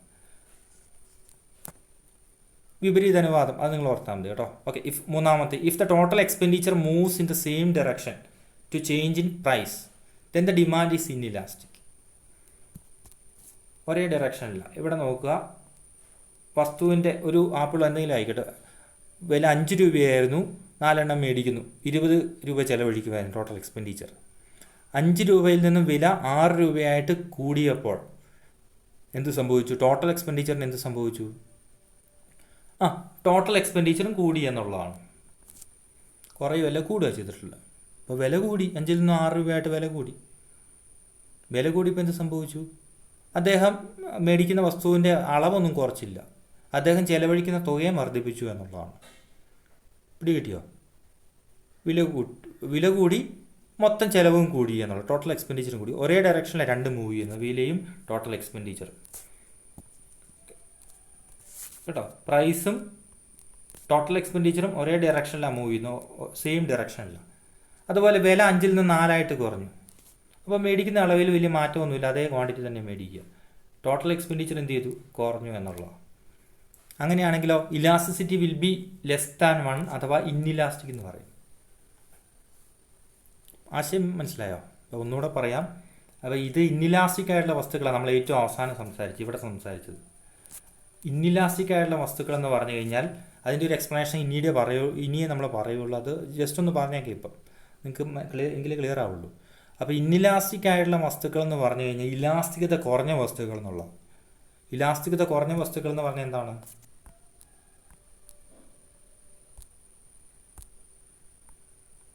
ഓക്കെ, വസ്തുക്കളുടെ ഇലാസ്റ്റിസിറ്റി എന്ന് പറയുന്നത് നമ്മൾ എങ്ങനെ അളക്കുന്നു എന്നുള്ള ഇവിടെ കണ്ടു അല്ലേ. 3 മെത്തേഡ് ഉണ്ടെന്ന് പറഞ്ഞു: ശതമാന രീതി, point method, total expenditure method. ഈ ഇലാസ്റ്റിസിറ്റി അളന്നിട്ട് നമ്മൾ 1 ആണോ, ലെസ് ദാൻ 1 ആണോ, ഗ്രേറ്റർ ദാൻ 1 ആണോ എന്ന് വെച്ചിട്ട് ആ പ്രോഡക്റ്റിൻ്റെ നേച്ചർ പറയുന്നതെന്ന് പറഞ്ഞു. ഇപ്പോൾ സാധാരണഗതിയിൽ ഞാനൊരു ആദ്യം ജസ്റ്റ് പറഞ്ഞ ഒരു എക്സാമ്പിൾ ഒന്നുകൂടെ പറയാം. ഇപ്പോൾ ചില വസ്തുക്കളുടെ വില കുറഞ്ഞു കഴിഞ്ഞാൽ അതിൻ്റെ ഡിമാൻഡ് കണ്ടമാനം കൂടും. അങ്ങനെയുള്ള വസ്തുക്കൾ ഹൈലി ഇലാസ്റ്റിക് ആയിട്ടുള്ള വസ്തുക്കൾ നമ്മൾ പറയും. ഒരു വസ്തുവിൻ്റെ വില ഒരു 10 രൂപ കുറഞ്ഞു കഴിഞ്ഞാൽ ഡിമാൻഡ് 50 കൂടിയെന്ന് കരുതുക. ഒരു വസ്തുവിൻ്റെ വില 10 രൂപ കുറഞ്ഞു, 50 യൂണിറ്റ് കൂടുതൽ വിറ്റു എന്ന് കരുതുക. അപ്പോൾ ഹൈലി ഇലാസ്റ്റിക് ഡിമാൻഡ് ആയിരിക്കും അതിൻ്റെ എന്ന് പറയും. വില 10 രൂപ കുറയുന്നു, ഡിമാൻഡ് 20-ൽ നിന്നും ചിലപ്പോൾ 50 കൂടിയിട്ടുണ്ടായിരിക്കാം, 30% വർധനം. അപ്പോൾ വിലയിൽ 10% കുറവുണ്ടാകുന്നു, ഡിമാൻഡിൽ 30% വർധന ഉണ്ടാകുന്നു. വിലയിലുണ്ടായ കുറവിനേക്കാളും വലിയ വർധന ഡിമാൻഡിലുണ്ടാകുന്നു. അപ്പം നമ്മൾ പറയും അങ്ങനെയുള്ള വസ്തുക്കളുടെ ഡിമാൻഡ് ഇലാസ്റ്റിക് എന്ന് പറയും. അപ്പോൾ ഇലാസ്റ്റിക് ആയിട്ടുള്ള വസ്തുക്കളുടെ ഡിമാൻഡ് എന്ന് പറയുന്നത്, അല്ലെങ്കിൽ എന്താ പറയുക, ഇലാസ്റ്റിസിറ്റി എന്ന് പറയുന്നത് 1-നേക്കാളും കൂടുതലായിരിക്കും. 2, 3 അല്ലെങ്കിൽ 1.5 അല്ലെങ്കിൽ 2.5 എന്നുള്ള രീതിയിലായിരിക്കും. അത് സ്വർണത്തിൻ്റെ കേസ് നമ്മൾ പറഞ്ഞു. ചിലപ്പോൾ സ്വർണത്തിൻ്റെ വില കുറഞ്ഞു കഴിഞ്ഞാൽ നമ്മൾ ഇത് കൂടുതൽ മേടിച്ചേക്കാം. അപ്പോൾ അത് ഇലാസ്റ്റിക്, ആ സ്വർണത്തിൻ്റെ ഡിമാൻഡ് എന്ന് വേണം നമുക്ക് പറയാം. വില കുറഞ്ഞു, ഡിമാൻഡ് കൂടുന്നു, ഭയങ്കരമായി കൂടും. വില കൂടിയാലോ ഡിമാൻഡ് പെട്ടെന്ന് വില കൂടിക്കഴിഞ്ഞാൽ ഡിമാൻഡിൽ ചെറിയ കുറവുണ്ടാകും. പക്ഷേ ക്രമേണ വില പതുക്കെ കൂടിക്കഴിഞ്ഞാൽ ഡിമാൻഡ് കുറവൊന്നും ഉണ്ടാകില്ല, അത് വേറെ കാര്യം. അപ്പോൾ ഇലാസ്റ്റിസിറ്റി അല്ലെ ഹൈലി ഇലാസ്റ്റിക് ഡിമാൻഡ് എന്ന് പറഞ്ഞാൽ എന്താണ്? ഇലാസ്റ്റികത 1-നേക്കാളും കൂടുതലുള്ള വസ്തുക്കളുടെ ഡിമാൻഡ് ഹൈലി ഇലാസ്റ്റിക് ആയിരിക്കും നമ്മൾ പറയുന്നത്. മൊബൈലുകൾ വലിയൊരു ഓഫറുകളൊക്കെ വരുന്നതാണ്, ബിഗ് ബില്യൺ ഡേയ്സ് എന്നൊക്കെ പറഞ്ഞിട്ട് ആമസോണിലോ ഫ്ലിപ്കാർട്ടിലൊക്കെ പല ഓഫറുകൾ വരുവാണ്. അപ്പോൾ എന്താ സംഭവിക്കുന്നത്? മൊബൈലിൻ്റെ ഒക്കെ വില ചിലപ്പോൾ 50 അല്ലെങ്കിൽ 500 രൂപയൊക്കെയാണ് കുറയ്ക്കുന്നത്, അല്ലെങ്കിൽ 3500 രൂപയൊക്കെ കുറയ്ക്കും ചിലപ്പം. അപ്പോൾ ആ റേഞ്ചിലൊക്കെ സാധാരണ കുറയ്ക്കുക. 2000, 3000 നോർമലി. വേറെ വർധനം കുറവൊക്കെ ഉണ്ട് എങ്കിലും ഒരു 3500 രൂപ മൊബൈലിൻ്റെ ഒക്കെ കുറവുണ്ടായെന്ന് കരുതുക. പക്ഷേ എന്താ സംഭവിക്കുന്നത്? നേരത്തെ വിറ്റ മൊബൈലിൻ്റെ 10 ഇരട്ടിയോ 50 ഇരട്ടിയോ അല്ലെങ്കിൽ 70 ഇരട്ടിയോ ഒക്കെ അപ്പോൾ സെയിലും ഉണ്ടാവും അല്ലേ. അപ്പോൾ വിലയിൽ ചിലപ്പം 10% കുറവ് വരുത്തിയിട്ടുണ്ടായിരിക്കുള്ളൂ. പ്രൊഡ്യൂസേഴ്സ് വിലയിൽ 10% കുറവ് വരുത്തി, പക്ഷേ ഡിമാൻഡിൽ അതിൻ്റെ ഫലമായിട്ടുണ്ടാകുന്ന വർധനവോ 50% ആയിരിക്കും. വിലയിലുണ്ടായ കുറവിനേക്കാളും 10 മടങ്ങ് വർധനവ് ഡിമാൻഡിൽ ഉണ്ടായെങ്കിൽ അങ്ങനെയുള്ള വസ്തുക്കളുടെ ഡിമാൻഡ് അല്ലെങ്കിൽ ഇലാസ്റ്റികത എന്ന് പറഞ്ഞാൽ എന്താണ്? 1-നേക്കാളും കൂടുതലായിരിക്കും, ഹൈലി ഇലാസ്റ്റിക് ആയിരിക്കും. ഇലാസ്റ്റിക് ഡിമാൻഡ് എന്ന് പറയുന്നത്. വില കുറയുന്നു, ഡിമാൻഡ് കണ്ടമാനം കൂടുന്നു. മനസ്സിലായില്ലേ? ഇപ്പോൾ ലക്ഷൂറിയസ് ആയിട്ടുള്ള ഗുഡ്സ്, ചില പ്രത്യേകതരം വസ്തുക്കൾ, ഇലക്ട്രോണിക് ഗുഡ്സ്, ഇപ്പോൾ ഇതിൻ്റെയൊക്കെ വില കുറച്ച് കഴിഞ്ഞാൽ ഡിമാൻഡിൽ വിലയിലുണ്ടാകുന്ന കുറവിനേക്കാളും കൂടുതൽ വർധന ഉണ്ടാകും. അങ്ങനെയുള്ള വസ്തുക്കളുടെ elasticity will be greater than 1 ആയിരിക്കും. അതാണ് ഈ രണ്ടാമത്തെ കേസ് നമ്മളിപ്പോൾ പറഞ്ഞത്, ടോട്ടൽ എക്സ്പെൻഡിച്ചർ. ഒരു വസ്തുവിൻ്റെ വില കുറയുന്നു. വില കുറയുമ്പോൾ എന്താ സംഭവിക്കുന്നത്? ചിലവ് മീൻസ് അതിനുവേണ്ടി ആൾക്കാർ കൂടുതൽ ചിലവഴിക്കുന്നു, നേരത്തെക്കാളും കൂടുതൽ ചിലവഴിക്കുന്നു. അതുപോലെ വില കൂടുമ്പോൾ എന്ത് സംഭവിക്കും? നേരത്തെക്കാളും കുറച്ചേ ചിലവഴിക്കുള്ളൂ, ടോട്ടൽ എക്സ്പെൻഡിച്ചർ കുറവായിരിക്കും. അപ്പോൾ അങ്ങനെയുള്ള വസ്തുക്കൾ ഇലാസ്തികത വിൽ ബി ഗ്രേറ്റർ ദാൻ 1 ആയിരിക്കും. അല്ലെങ്കിൽ ഇലാസ്റ്റിക് ആയിട്ടുള്ള വസ്തുക്കൾ, അല്ലെങ്കിൽ ഹൈലി ഇലാസ്റ്റിക് ആയിട്ടുള്ള വസ്തുക്കൾ അവയൊക്കെ. ഇനി മറ്റു ചില വസ്തുക്കളുണ്ട്. മൂന്നാമത്തെ കേസ് ഇവിടെ നമ്മൾ പറഞ്ഞ പോലെ ടോട്ടൽ എക്സ്പെൻഡിച്ചറിനകത്ത് ചില വസ്തുക്കളുടെ വില നമ്മൾ കുറയ്ക്കും. വില കുറയുമ്പോൾ എന്ത് ചെയ്യും? ആൾക്കാരത് കൂടുതൽ മേടിക്കണമെന്നില്ല. വില കുറയ്ക്കുമ്പോഴത്തേക്കും സ്വാഭാവികമായിട്ട് ആൾക്കാർ മേടിക്കുന്ന എണ്ണം കുറയ്ക്കും. ഞാൻ നേരത്തെ പറഞ്ഞ പോലെ പാരസെറ്റാമോൾ അല്ലെങ്കിൽ മെഡിസിൻസ് ഒക്കെ, അല്ലെങ്കിൽ അമൃതാജ്ഞൻ, അങ്ങനത്തെ ഉള്ള ചില വസ്തുക്കൾ, അല്ലെങ്കിൽ ഉപ്പിന് വില കുറച്ചെന്ന് കരുതുക. നമ്മൾ ഈ ഉപ്പിന് വില ഭയങ്കര ഓഫറാക്കി ഇട്ടിട്ടുള്ള 2 കിലോ മേടിച്ച് വെച്ചേക്കാമെന്ന് കരുതില്ല. ഉപ്പ് കൂടുതൽ മേടിച്ച് വെച്ചിട്ട് കാര്യമൊന്നുമില്ല, പോവുകയുള്ളൂ. അല്ലാതെ നമുക്ക് അവശ്യ വസ്തുവാണ്, പക്ഷേ ഒത്തിരി മേടിച്ച് വെച്ചിട്ട് കാര്യമില്ല. അവശ്യ വസ്തുവാണെന്ന് കരുതിയിട്ട് ഉപ്പ് രാവിലെ വൈകുന്നേരം ഉച്ചയ്ക്കും എടുത്ത് കഴിക്കാൻ പറ്റുമോ? ഇല്ല, കഴിക്കാൻ പറ്റില്ല. അതിൻ്റെ ആവശ്യമില്ല. അതുപോലെ പാരസെറ്റാമോൾ വില കുറഞ്ഞു. ഒരു പാരസെറ്റാമോളിന് 10 പൈസയേ ഉള്ളൂ. പാരസെറ്റാമോളിന് വില കുറഞ്ഞെന്ന് പറഞ്ഞിട്ട് നമ്മൾ 4 നേരം പാരസെറ്റാമോൾ കഴിക്കുമോ? ഇല്ല. അതുകൊണ്ട് വില കുറയ്ക്കുമ്പോൾ നമ്മൾ എന്ത് ചെയ്യും? ക്വാണ്ടിറ്റിയും കുറയ്ക്കും, മേടിക്കുന്ന ക്വാണ്ടിറ്റിയും കുറയ്ക്കും. അപ്പോൾ അതിനുവേണ്ടി ചിലവഴിക്കുന്ന തുകയും കുറയും. ഇപ്പോൾ വില കുറഞ്ഞു, ടോട്ടൽ എക്സ്പെൻഡിച്ചർ കുറഞ്ഞു. അങ്ങനെയുള്ള വസ്തുക്കളുടെ കേസിൽ വില കൂടി, ടോട്ടൽ എക്സ്പെൻഡിച്ചർ കൂട്ടി. അതുകൊണ്ടാണ് മൂന്നാമത്തെ കേസിൽ വിലയും ടോട്ടൽ എക്സ്പെൻഡിച്ചറും ഒരേ ഡയറക്ഷനിൽ മൂവ് ചെയ്യുമെന്ന് പറയുന്നത്. അങ്ങനെയുള്ള വസ്തുക്കൾ ഇലാസ്തികത എന്ന് പറയുന്നത് ഒന്നിനേക്കാളും കുറവായിരിക്കും. വിലയിൽ 10% കുറവുണ്ടായി എന്ന് കരുതുക. ഇപ്പോൾ സ്വാഭാവികമായിട്ടും ഡിമാൻഡിനകത്തും ആ രീതിയിലുള്ള കുറവുണ്ടായിരിക്കും. മീൻസ് വലിയ വർധന ഉണ്ടാവുകയില്ല എന്നുള്ളതാണ്. വർധനവേ ഉണ്ടാവണമെന്നില്ല. വില കുറഞ്ഞു, പക്ഷേ ഡിമാൻഡിനകത്ത് കാര്യമായ വർധന ഉണ്ടാവില്ല. ചിലപ്പോൾ വർധനവേ ഉണ്ടാവില്ല. അതേ 10% വില കുറഞ്ഞു, ഡിമാൻഡ് ചിലപ്പോൾ 10% കൂടുകയുള്ളൂ, അല്ലെങ്കിൽ ഡിമാൻഡ് ചിലപ്പോൾ 5% കൂടുകയുള്ളൂ. പാരസെറ്റാമോൾ, മെഡിസിൻസ് അങ്ങനത്തെ വസ്തുക്കളുടെ കേസിൽ വില കുറഞ്ഞു, ഡിമാൻഡ് പക്ഷെ കൂടണമെന്നില്ല. അഥവാ കൂടിയാലും 10% വില കുറഞ്ഞാൽ 1-2% വില കൂടുകയുള്ളൂ, 10% പോലും കൂടില്ല. അപ്പോൾ വിലയിൽ 10% കുറവുണ്ടാകുന്നു, ഡിമാൻഡ് ചിലപ്പം 10% താഴെ കുറവുണ്ടാവുള്ളൂ. അങ്ങനെയുള്ള വസ്തുക്കളിൽ ഇലാസ്തികത എന്ന് പറയുന്നത് ഒന്നിനേക്കാളും കുറവായിരിക്കാം. മൂന്നാമത്തെ പോയിന്റ് എന്ന് പറയുന്നത്. അപ്പോൾ നമ്മൾ ആദ്യത്തെ കേസിൽ പറഞ്ഞാലോ, ഇലാസ്റ്റിറ്റി 1 എന്ന കേസിലാണെങ്കിലോ വില 10% കുറയുന്നു, ഡിമാൻഡ് 10% കൂടുന്നു, തുല്യം ചേഞ്ച് ആയിരിക്കും. വിലയിലുണ്ടാകുന്ന മാറ്റവും ഡിമാൻഡിലുണ്ടാകുന്ന മാറ്റവും ഒരേപോലെയാണെങ്കിൽ അങ്ങനെയുള്ള വസ്തുക്കളുടെ ഇലാസ്റ്റിസിറ്റി എന്ന് പറയുന്നത് 1. അത് ചില വസ്തുക്കളുടെ ചില കേസുകളിൽ അങ്ങനെ സംഭവിക്കാറുണ്ട്. നോർമൽ ഗുഡ്സ് ആയിരിക്കും, വില കുറഞ്ഞു, ഡിമാൻഡ് കൂടി. ഇപ്പോൾ പച്ചക്കറി പോലത്തെ സാധനങ്ങളൊക്കെ സാധാരണഗതി നമുക്ക് പറയാം, എപ്പോഴും എല്ലാം അങ്ങനെ പറയാൻ പറ്റില്ല. ഓക്കെ. പക്ഷേ ഇലാസ്റ്റിക് ആയിട്ടുള്ള ഡിമാൻഡോ, ലക്ഷൂറിയസ് ആയിട്ടുള്ള ഗുഡ്സോ, ഇലക്ട്രോണിക് ഗുഡ്സോ ഒക്കെ അതിൻ്റെയൊക്കെ ഇലാസ്റ്റികത എന്ന് പറയുന്നത് ഹൈലി ഇലാസ്റ്റിക് ആയിരിക്കും എന്നുള്ള. ഇലാസ്റ്റിറ്റി ഒന്നിനേക്കാളും കൂടുതലായിരിക്കും. വില കുറയുന്നു, ഡിമാൻഡ് കൂടുന്നു.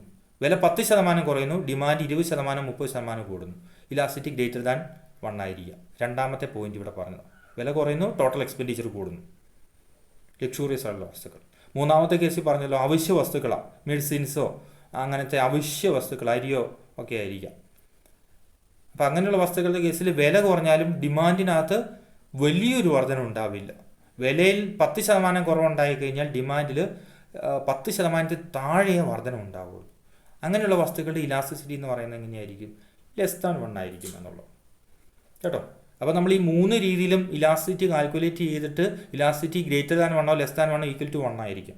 അപ്പോൾ ഗ്രേറ്റർ ദാൻ 1 ആണെങ്കിൽ നമ്മൾ പറയും ഈ വസ്തുവിൻ്റെ price elasticity of demand is 1.5 അല്ലെങ്കിൽ 1.8, അതുകൊണ്ട് ഇതൊരു ഇലാസ്തികമായ വസ്തുവാണെന്ന് പറയും. എന്ന് പറഞ്ഞാൽ വില കുറഞ്ഞ ഡിമാൻഡ് കണ്ടമാനം കൂടും. വിലയിലുണ്ടായ മാറ്റത്തെക്കാളും വലിയ മാറ്റം ഡിമാൻഡിലുണ്ടാകും ഇലാസ്റ്റിക് ആയിട്ടുള്ള വസ്തുക്കളുടെ കേസ്. ഇനി ഇലാസ്റ്റിറ്റി ലെസ് ദാൻ 1 ആണെങ്കിൽ നമ്മൾ പറയും അത് എന്തോ അവശ്യ വസ്തുവാണ്, കാരണം വില കുറഞ്ഞു പക്ഷെ ഡിമാൻഡിൽ വലിയ വർധന ഉണ്ടായില്ല. വില കുറഞ്ഞതിനേക്കാളും കുറവ് വർധനവേ ഡിമാൻഡ് ഉണ്ടായിട്ടുള്ളൂ. വില 10 രൂപ അല്ലെങ്കിൽ 10% കുറഞ്ഞു, ഡിമാൻഡ് 2% അല്ലെങ്കിൽ 3% കൂടിയിട്ടുള്ളൂ എന്ന് പറഞ്ഞു കഴിഞ്ഞാൽ അതധികം മേടിച്ച് വെച്ചിട്ട് കാര്യമില്ല. അവശ്യ വസ്തുവാണ്, സമ്മതിച്ചു, പക്ഷേ അതധികം മേടിച്ച് വെക്കാൻ പറ്റില്ല, അതിൻ്റെ ആവശ്യമില്ല. എന്ന് പറഞ്ഞാൽ അത് കുറയ്ക്കാനും പറ്റില്ല. ഇനി വില കൂടിയെന്ന് കരുതിക്കോ, വില കൂടി എന്ന് കരുതി കണ്ട് അതിൻ്റെ ഡിമാൻഡിലും വലിയ കുറവുണ്ടാവുകയില്ല. അത് ഒഴിവാക്കാൻ പറ്റാത്തതുകൊണ്ടാണ്. അപ്പോൾ വിലയിൽ കുറവുണ്ടായിക്കഴിഞ്ഞാൽ ഡിമാൻഡ് വലിയ വർധന ഉണ്ടാവുകയില്ല, വിലയിൽ വർധന ഉണ്ടായതുകൊണ്ട് ഡിമാൻഡ് വലിയ കുറവുണ്ടാവില്ല. അങ്ങനെയുള്ള വസ്തുക്കളാണ് അവശ്യ വസ്തുക്കൾ എന്ന് പറയുന്നത്. അതിൻ്റെ ഡിമാൻഡ് ഇലാസ്റ്റിസിറ്റി എന്ന് പറയുന്നത് ഒന്നിനേക്കാളും കുറവായിരിക്കും. മൂന്നാമത്തെ പോയിന്റ് എന്ന് പറയുന്നത്. അപ്പോൾ നിങ്ങൾ ഈ പോയിന്റ്സ് ഓർത്തോളുക. ടോട്ടൽ എക്സ്പെൻഡിച്ചർ വെച്ചിട്ട് എങ്ങനെയാണ് പ്രൈസ് ഇലാസ്റ്റികത കണ്ടുപിടിക്കുന്നത് ഓർത്തോണം. ഇലാസ്റ്റിറ്റി 1 ആണ്. എപ്പോഴാണ് വിലയിലുണ്ടാകുന്ന ചേഞ്ചും ടോട്ടൽ എക്സ്പെൻഡിച്ചറിനകത്ത് ഉണ്ടാകുന്ന ചേഞ്ചും തുല്യമാണെങ്കിൽ, അല്ലെങ്കിൽ ടോട്ടൽ എക്സ്പെൻഡിച്ചറിനകത്ത് മാറ്റമൊന്നും ഉണ്ടാകുന്നില്ലെങ്കിൽ ഇലാസ്റ്റികത എന്ന് പറയുന്നത് ഈക്വൽ ടു 1 ആയിരിക്കും. ഓക്കെ. രണ്ടാമത്തെ കേസിലോ ടോട്ടൽ എക്സ്പെൻഡിച്ചറും വിലയും വിപരീത അനുപാതത്തിലാണ് മൂവ് ചെയ്യുന്നതെങ്കിൽ, വില കുറയുമ്പം ഡിമാൻഡ് ടോട്ടൽ എക്സ്പെൻഡിച്ചർ കൂടുകയാണ്, വില കൂടുമ്പോൾ ടോട്ടൽ എക്സ്പെൻഡിച്ചർ കുറയുക. അങ്ങനെയാണെങ്കിൽ അതെന്താണ്? അതിൻ്റെ ഇലാസ്റ്റികത എന്ന് പറഞ്ഞാൽ ഗ്രേറ്റർ ദാൻ 1 ആയിരിക്കും. മൂന്നാമത്തെ കേസിലോ വിലയും ടോട്ടൽ എക്സ്പെൻഡിച്ചറും ഒരേ ഡയറക്ഷനിലാണ് മൂവ് ചെയ്യുന്നത്. വില കൂടുന്നു, ടോട്ടൽ എക്സ്പെൻഡിച്ചർ കൂടുന്നു. വില കുറയുന്നു, ടോട്ടൽ എക്സ്പെൻഡിച്ചർ കുറയുന്നു. അങ്ങനെയാണെങ്കിൽ അതിൻ്റെ ഇലാസ്റ്റികത ഒന്നിനേക്കാളും താഴെയായിരിക്കും, ഇൻഇലാസ്റ്റിക് ആയിരിക്കും എന്ന് പറയും. ഈ പറയുന്ന പോയിന്റ്സ് നിങ്ങൾ ഓർക്കുക, പഠിക്കുക. ഓക്കെ. അടുത്തത് ഡിഗ്രീസ് ഓഫ് പ്രൈസ് ഇലാസ്റ്റിറ്റീസ് എന്നുള്ളതാണ്. അതായത് പ്രൈസ് ഇലാസ്റ്റികത നമുക്ക് പലതായിട്ട് തരംതിരിക്കാൻ പറ്റും. ആദ്യമേ ഒരു പോയിന്റ്സ് ഒരു കാര്യം പറഞ്ഞിട്ട് നമുക്ക് ഇതിലേക്ക് വരാം. ഓക്കെ. ഇപ്പോൾ നമ്മൾ ലോ ഓഫ് ഡിമാൻഡ് പറഞ്ഞ സമയത്ത്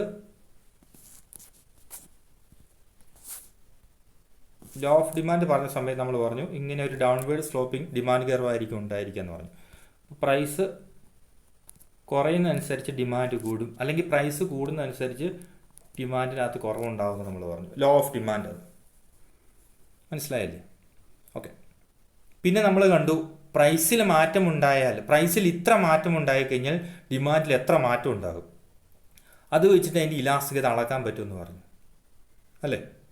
അപ്പോൾ അത് ടോട്ടൽ എക്സ്പെൻഡിച്ചർ വെച്ചിട്ട് നമ്മൾ പറഞ്ഞു പ്രൈസിലുണ്ടാകുന്ന മാറ്റവും, അല്ലെങ്കിൽ ടോട്ടൽ എക്സ്പെൻഡിച്ചറിന് പ്രൈസിൽ മാറ്റം ഉണ്ടാകുന്നതുകൊണ്ട് ടോട്ടൽ എക്സ്പെൻഡിച്ചറിനകത്ത് മാറ്റമൊന്നും ഉണ്ടാകുന്നില്ലെങ്കിൽ അതിൻ്റെ ഇലാസ്റ്റികത എന്ന് പറയുന്നത് 1 ആയിരിക്കും എന്ന് പറഞ്ഞു. പിന്നെ നമ്മൾ പറഞ്ഞു ഇലാസ്റ്റികത എന്ന് പറഞ്ഞാൽ ഗ്രേറ്റർ ദാൻ 1ഉം ലെസ് ദാൻ 1ൻ്റെ കേസ് പറഞ്ഞു. മനസ്സിലായില്ലേ? അപ്പോൾ അത് നമുക്ക് ഡയഗ്രാം വെച്ചിട്ട് ഇവിടെ ചെയ്യാൻ പറ്റും. അതിൻ്റെ ഒരു ലോജിക്ക് നിങ്ങൾക്ക് മനസ്സിലാക്കാൻ വേണ്ടി ഞാനത് ഇങ്ങനെ ചെയ്യുന്ന കേട്ടോ. അപ്പോൾ ഇതൊരു ഡിമാൻഡ് കർവാണ്. ആദ്യത്തെ പ്രൈസ് ഇതാ. ആദ്യത്തെ പ്രൈസ് 2, ക്വാണ്ടിറ്റി 5 എന്ന് കരുതുക. പിന്നെ വില 1 ആയിട്ട് കുറയുന്നു. ഡിമാൻഡിനകത്തുണ്ടാകുന്ന വർധനം എന്ന് പറയുന്നത് 6 എന്ന് കരുതുക. 6 8 എന്തെങ്കിലും ആയിക്കോട്ടെ. ഓക്കെ. അപ്പോൾ ഇവിടെ നമ്മൾ പറയുന്ന ഇതാണ്, പ്രൈസിലുണ്ടാകുന്ന ചേഞ്ചും ഡിമാൻഡിലുണ്ടാകുന്ന ചേഞ്ചും തുല്യമാണെങ്കിൽ elasticity will be equal to 1 എന്നാണ് പറയുന്നത്. ആ ലോജിക്ക് നിങ്ങൾ ഓർത്തോളൂ കേട്ടോ. എങ്കിൽ അത് മനസ്സിലായാലേ ഇനി പറയുന്നത് മനസ്സിലാവുള്ളൂ. അതായത് വിലയിലുണ്ടാകുന്ന മാറ്റവും ഡിമാൻഡിലുണ്ടാകുന്ന മാറ്റവും തുല്യമാണെങ്കിൽ 10% വിലയിൽ കുറവുണ്ടായി, ഡിമാൻഡിലും അതേ അളവ് വർധന ഉണ്ടായത് എങ്കിൽ അതിൻ്റെ ഇലാസ്റ്റിസിറ്റി ഓഫ് ഡിമാൻഡ് എന്ന് പറയുന്നത് 1 ആയിരിക്കും എന്നാണ് പറയുന്നത്. ഒരേ അനുപാതത്തിലാണ് മാറ്റം ഉണ്ടാകുന്നത്. ആശയം മനസ്സിലായോ? ഓക്കെ. ഇനി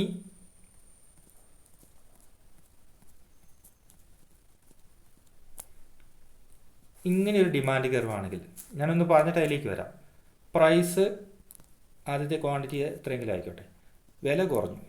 ഓക്കെ. ഇവിടെ നമുക്ക് കാണുമ്പോഴേ അറിയാം പ്രൈസിലൊരു കുറവുണ്ടായി, പക്ഷേ അതിൻ്റെ ഫലമായിട്ട് ഡിമാൻഡിലുണ്ടായ വർധനം നോക്കിയേ. ഇതിനകത്ത് ഏതാ കൂടുതലെന്ന് നോക്കിയാൽ നമുക്ക് മനസ്സിലാവും അല്ലേ? പ്രൈസിലുണ്ടായ കുറവ് ചിലപ്പോൾ 10% ആയിരിക്കാം, ഡിമാൻഡിലുണ്ടായ വർധനവ് 50% ആയിരിക്കും. മൊബൈലിൻ്റെ കാര്യമൊക്കെ നമ്മൾ ഓഫറിൻ്റെ കാര്യം പറഞ്ഞ പോലെ. അപ്പോൾ ഇവിടെ വിലയിലുണ്ടായ കുറവിനേക്കാളും 10 മടങ്ങ് വർധനമാണ് ഡിമാൻഡിലുണ്ടായിട്ടുള്ളത്. അങ്ങനെയും ചില വസ്തുക്കളുണ്ട്. അപ്പം അങ്ങനെയുള്ള വസ്തുക്കളുടെ ഇലാസ്റ്റികത കൂടുതലായിരിക്കും, ഒന്നിനേക്കാളും കൂടുതലായിരിക്കും. ഹൈലി ഇലാസ്റ്റിക് ഡിമാൻഡ് കർവായിരിക്കും അങ്ങനെയെന്ന് പറയുന്നത്.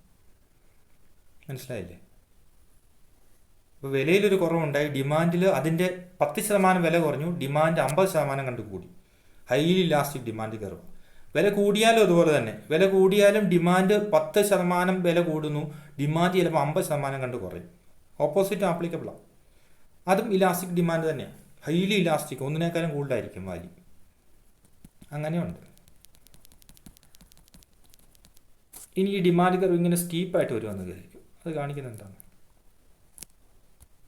വിലയിലുണ്ടാകുന്ന മാറ്റം 10%. വില 10% കുറഞ്ഞു, പക്ഷേ ഡിമാൻഡ് 5% കൂടിയിട്ടുള്ളൂ. പാരസെറ്റാമോൾ, ഉപ്പ്, അങ്ങനെയുള്ള വസ്തുക്കളാണ്. മനസ്സിലായോ? അപ്പോൾ ഇലാസ്റ്റിക് നമ്മൾ അളക്കുമ്പോൾ എത്രയായിരിക്കും കിട്ടുക നമുക്ക്? 1-േക്കാളും താഴെയായിരിക്കും ലഭിക്കുക എന്നുള്ളത്. ലോജിക്ക് മനസ്സിലാക്കാൻ വേണ്ടി പറയുന്നുള്ളൂ കേട്ടോ. അപ്പോൾ അങ്ങനെയാണ് സ്റ്റീപ്പ് ഡിമാൻഡ് കർവ് ആയിരിക്കും. ഓക്കെ, നമ്മൾ ഇതാ കാണാൻ പോകുന്നത്. ഞാൻ ഒന്ന് ആദ്യം പറഞ്ഞു എന്ന് മാത്രമേ ഉള്ളൂ. ഇനി നമുക്കത് ഡീറ്റെയിൽഡ് ആയിട്ട് കാണാം. ഓക്കെ, അപ്പോൾ ആദ്യത്തെ കേസ് നോക്കുക. ആദ്യത്തേത് പെർഫെക്റ്റ്ലി ഇലാസ്റ്റിക് ഡിമാൻഡ് കർവ് എന്നുള്ളൊരു possibility. Perfectly elastic demand curve വസ്തുക്കളുടെ നേച്ചർ അനുസരിച്ച് 5 രീതിയിൽ നമുക്ക് വസ്തുക്കളെ തരംതിരിക്കാൻ പറ്റും. അല്ലെങ്കിൽ ഇലാസ്റ്റിസിറ്റി 5 രീതിയിലുള്ള ഇലാസ്റ്റിസിറ്റീസ് ഉണ്ട്. ഡിഗ്രീസ് ഓഫ് പ്രൈസ് ഇലാസ്റ്റിറ്റീസ് അല്ലെങ്കിൽ different types of price elasticity of demand ഉണ്ട്. ഒന്ന് പെർഫെക്റ്റ്ലി ഇലാസ്റ്റിക് ആയിട്ടുള്ള ഡിമാൻഡ് കർവ്. അപ്പോൾ പെർഫെക്റ്റ്ലി ഇലാസ്റ്റിക് ആയിട്ടുള്ള ഡിമാൻഡ് കർവ് എന്ന് പറഞ്ഞാൽ ഇത് ഒരു ഡിമാൻഡ് കർവ്. സാധാരണ നമ്മുടെ ഡിമാൻഡ് കർവ് സാധാരണ ഇങ്ങനെയായിരിക്കും വരിക. ഡൗൺവേർഡ് സ്ലോപ്പിംഗ് ആയിരിക്കും. വില കുറയുന്നു, ഡിമാൻഡ് കൂടുന്നു, അല്ലെങ്കിൽ വില കൂടുന്നു, ഡിമാൻഡ് കുറയുന്നു സാധാരണഗതിയിൽ. പക്ഷേ അതിൻ്റെ മറ്റൊരു പോസിബിലിറ്റിയാണ് പറയുന്നത്, ചില കേസുകളിൽ ഡിമാൻഡ് കർവ് ഇങ്ങനെ വന്നേക്കാമെന്നാണ് പറയുന്നത്. ഇതൊരു തിയററ്റിക്കൽ പോസിബിലിറ്റി കേട്ടോ, സൈദ്ധാന്തികമായിട്ടുള്ള സാധ്യതയാണ്. ഇങ്ങനെ ഒരു വസ്തു ഇല്ല, ഒരു പോസിബിലിറ്റിയാണ് പറയുന്നത്. ഇവിടെ പ്രൈസ് നമ്മൾ മെഷർ ചെയ്യുന്നു. വെർട്ടിക്കൽ ആക്സിസ് പ്രൈസും ഹൊറിസോണ്ടൽ ആക്സിസും ക്വാണ്ടിറ്റി മെഷർ ചെയ്യുന്നു. ഇവിടെ ഡിമാൻഡ് കർവ് ഇങ്ങനെ ഒരു ഷേപ്പ് വരിക. അതിൻ്റെ അർത്ഥം എന്താണ്? വില കുറഞ്ഞെന്ന് കരുതുക. ഒരു പൊടിക്ക് ചെറിയ പോയിന്റ് 1 രൂപയോ 2 രൂപയോ 50 പൈസ വില കുറയുക. പക്ഷേ ഡിമാൻഡിൽ എത്ര വർധന ഉണ്ടാകും നമുക്കറിയത്തില്ല. ഭയങ്കര ഇൻഫിനിറ്റ് ആയിട്ട് ഡിമാൻഡ് വർധന ഉണ്ടാകുക എന്ന് കരുതുക. ഇൻഫിനിറ്റ് ആയിട്ടാണ് ഡിമാൻഡ് വർധന ഉണ്ടാകുക, അനന്തമായിട്ട്. അങ്ങനെയാണെങ്കിൽ elasticity of demand will be infinite എന്ന് പറയും. ഇറ്റ് ഈസ് ഇൻഫിനിറ്റ് നമ്പറാണ്. അതായത് ഇങ്ങനെയുള്ള കേസിൽ പെർഫെക്റ്റ്ലി ഇലാസ്റ്റിക് ആയിട്ടുള്ള ഡിമാൻഡ് കർവാണിത്. Perfectly elastic demand curve. Perfectly elastic ആയിട്ടുള്ള ഡിമാൻഡ് കർവിൽ വിലയിൽ ഒരു ചെറിയ ചേഞ്ച് ഉണ്ടായാലോ ഡിമാൻഡിലുണ്ടാകുന്ന മാറ്റം നമുക്ക് മെഷർ ചെയ്യാൻ പറ്റില്ല, അനന്തമായിരിക്കുന്നുള്ളൂ. അങ്ങനെ ഒരു വസ്തു ഇല്ല. 1 രൂപ വില കുറച്ച് കഴിഞ്ഞാൽ 18 ലക്ഷം അല്ല കോടിക്കണക്കിന് ആൾക്കാർ ഇത് മുഴുവൻ മേടിക്കുന്ന അങ്ങനെ ഒരു വസ്തു ലോകത്തില്ല. ഇതൊരു തിയററ്റിക്കൽ പോസിബിലിറ്റി. അതുകൊണ്ട് അപ്പോൾ ഇതൊരു തിയററ്റിക്കൽ പോസിബിലിറ്റിയാണ്. പക്ഷേ നിങ്ങൾ മനസ്സിലാക്കിയിരിക്കുക, elasticity of demand will be infinite. എപ്പോഴാണ്? ഡിമാൻഡ് എന്ന് പറയുന്നത് ഡിമാൻഡ് കർവ് ഇതുപോലെ ഹൊറിസോണ്ടൽ ആയിട്ടുള്ള സ്ട്രെയിറ്റ് ലൈൻ ആയിട്ട് വരുവാണെങ്കിൽ, ഒരു horizontal straight line demand curve ഇതുപോലെ ഡിമാൻഡ് അല്ലെങ്കിൽ എക്സ് ആക്സിസിന് പാരലായിട്ട് ഒരു സ്ട്രെയിറ്റ് ലൈൻ ആണെങ്കിൽ elasticity of demand is infinite എന്ന് പറയും. ഇതിനാണ് പെർഫെക്റ്റ്ലി ഇലാസ്റ്റിക് ഡിമാൻഡ് കർവ് എന്ന് പറയുന്നത്. പെർഫെക്റ്റ്ലി ഇലാസ്റ്റിക് ആണ്. വിലയിൽ ചെറിയ കുറവുണ്ടാകുക, ഡിമാൻഡിലുണ്ടാകാൻ വലിയ മാറ്റം ഉണ്ടാകുക. ആ ഡിമാൻഡിലുണ്ടാകുന്ന മാറ്റം നമുക്ക് അളക്കാൻ പോലും പറ്റുകയില്ല വിലയിൽ ഒരു ചെറിയ കുറവുണ്ടായാലും. അപ്പോൾ ഇതിൻ്റെ പ്രത്യേകത എന്തൊക്കെയാണ്? ഇലാസ്റ്റിറ്റി എന്ന് പറയുന്നത് ഇൻഫിനിറ്റ് ആയിരിക്കും. ഹൊറിസോണ്ടൽ ആയിട്ടുള്ള സ്ട്രെയിറ്റ് ലൈൻ ആയിട്ട് ഡിമാൻഡ് കർവ് ആയിരിക്കാം. Unlimited quantities of the commodity can be sold at the prevailing price എന്നുള്ളതാണ്. വിലയിലുണ്ടാകുന്ന മാറ്റം കൊണ്ട് ഡിമാൻഡിലുണ്ടാകുന്ന മാറ്റം നമുക്ക് അളക്കാൻ പറ്റില്ല, അത്രമാത്രം വിറ്റ് പോകുമെന്ന് പറയുന്നത്. Okay, negligible increase in the price would result in a zero quantity demand. അതുപോലെ വിലയിൽ ഒരു ചെറിയ വർധന ഉണ്ടായിക്കഴിഞ്ഞാൽ ഡിമാൻഡ് അതുപോലെ കുറഞ്ഞു പോകും. ആ ഡിമാൻഡിലുണ്ടാകുന്ന കുറവ് നമുക്ക് മെഷർ ചെയ്യാൻ പറ്റില്ലെന്നാണ് പറയുന്നത്. അപ്പോൾ ഇതാണ് പെർഫെക്റ്റ്ലി ഇലാസ്റ്റിക് ആയിട്ടുള്ള ഡിമാൻഡ് കർവ് എന്ന് പറയുന്നത്. ഇനി പെർഫെക്റ്റ്ലി ഇൻഇലാസ്റ്റിക് ആയിട്ടുള്ള ഡിമാൻഡ് കർവാണ് രണ്ടാമത്തെ പോയിന്റ്. ഇതൊരു തിയററ്റിക്കൽ പോസിബിലിറ്റി തന്നെയാണ് കേട്ടോ. ഇപ്പോൾ പെർഫെക്റ്റ്ലി ഇൻഇലാസ്റ്റിക് ഡിമാൻഡ് കർവ് എന്ന് പറഞ്ഞാൽ ഇതുപോലെ ഒരു വെർട്ടിക്കൽ ആയിട്ടുള്ളൊരു സ്ട്രെയിറ്റ് ലൈൻ ആയിരിക്കും. വെർട്ടിക്കൽ സ്ട്രെയിറ്റ് ലൈനാണ്. പ്രൈസിന് അല്ലെങ്കിൽ വൈ ആക്സിസിന് പാരലായിട്ടൊരു സ്ട്രെയിറ്റ് ലൈനാണ്. ഇത് കാണിക്കുന്നത് എന്താണ്? വിലയിൽ എത്ര വർധന ഉണ്ടായിക്കഴിഞ്ഞാലും ഡിമാൻഡിൽ യാതൊരു കുറവുണ്ടാവുകയില്ല. അല്ലെങ്കിൽ പ്രൈസിൽ എത്ര കുറവുണ്ടായിക്കഴിഞ്ഞാലും ഡിമാൻഡിൽ കാര്യമായിട്ടല്ല വർധന ഉണ്ടാവുകയില്ല. അതായത് വിലയിൽ എന്ത് മാറ്റം ഉണ്ടായാലും ഡിമാൻഡിൽ യാതൊരു മാറ്റം ഉണ്ടാവില്ല. വില ഭയങ്കരമായി കൂടി പക്ഷെ ഡിമാൻഡ് കുറയുമല്ലോ, വില ഭയങ്കരമായി കുറഞ്ഞു പക്ഷെ ഡിമാൻഡ് കൂടുമല്ലോ, അങ്ങനെ ഒരു വസ്തു ഇല്ല.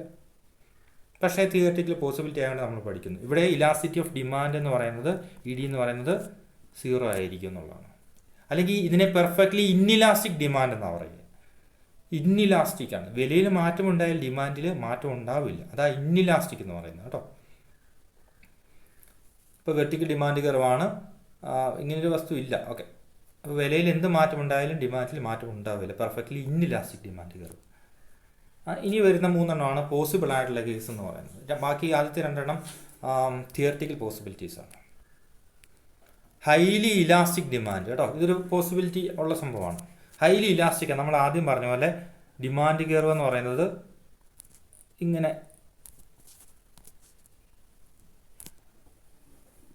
ചെരിഞ്ഞാണ് വരിക, സ്റ്റീപ്പല്ല ഫ്ലാറ്റായിട്ടാണ് വരിക. അപ്പം ഭയങ്കരമായിട്ടുള്ള ചെരിവാണ് വരിക അല്ലേ.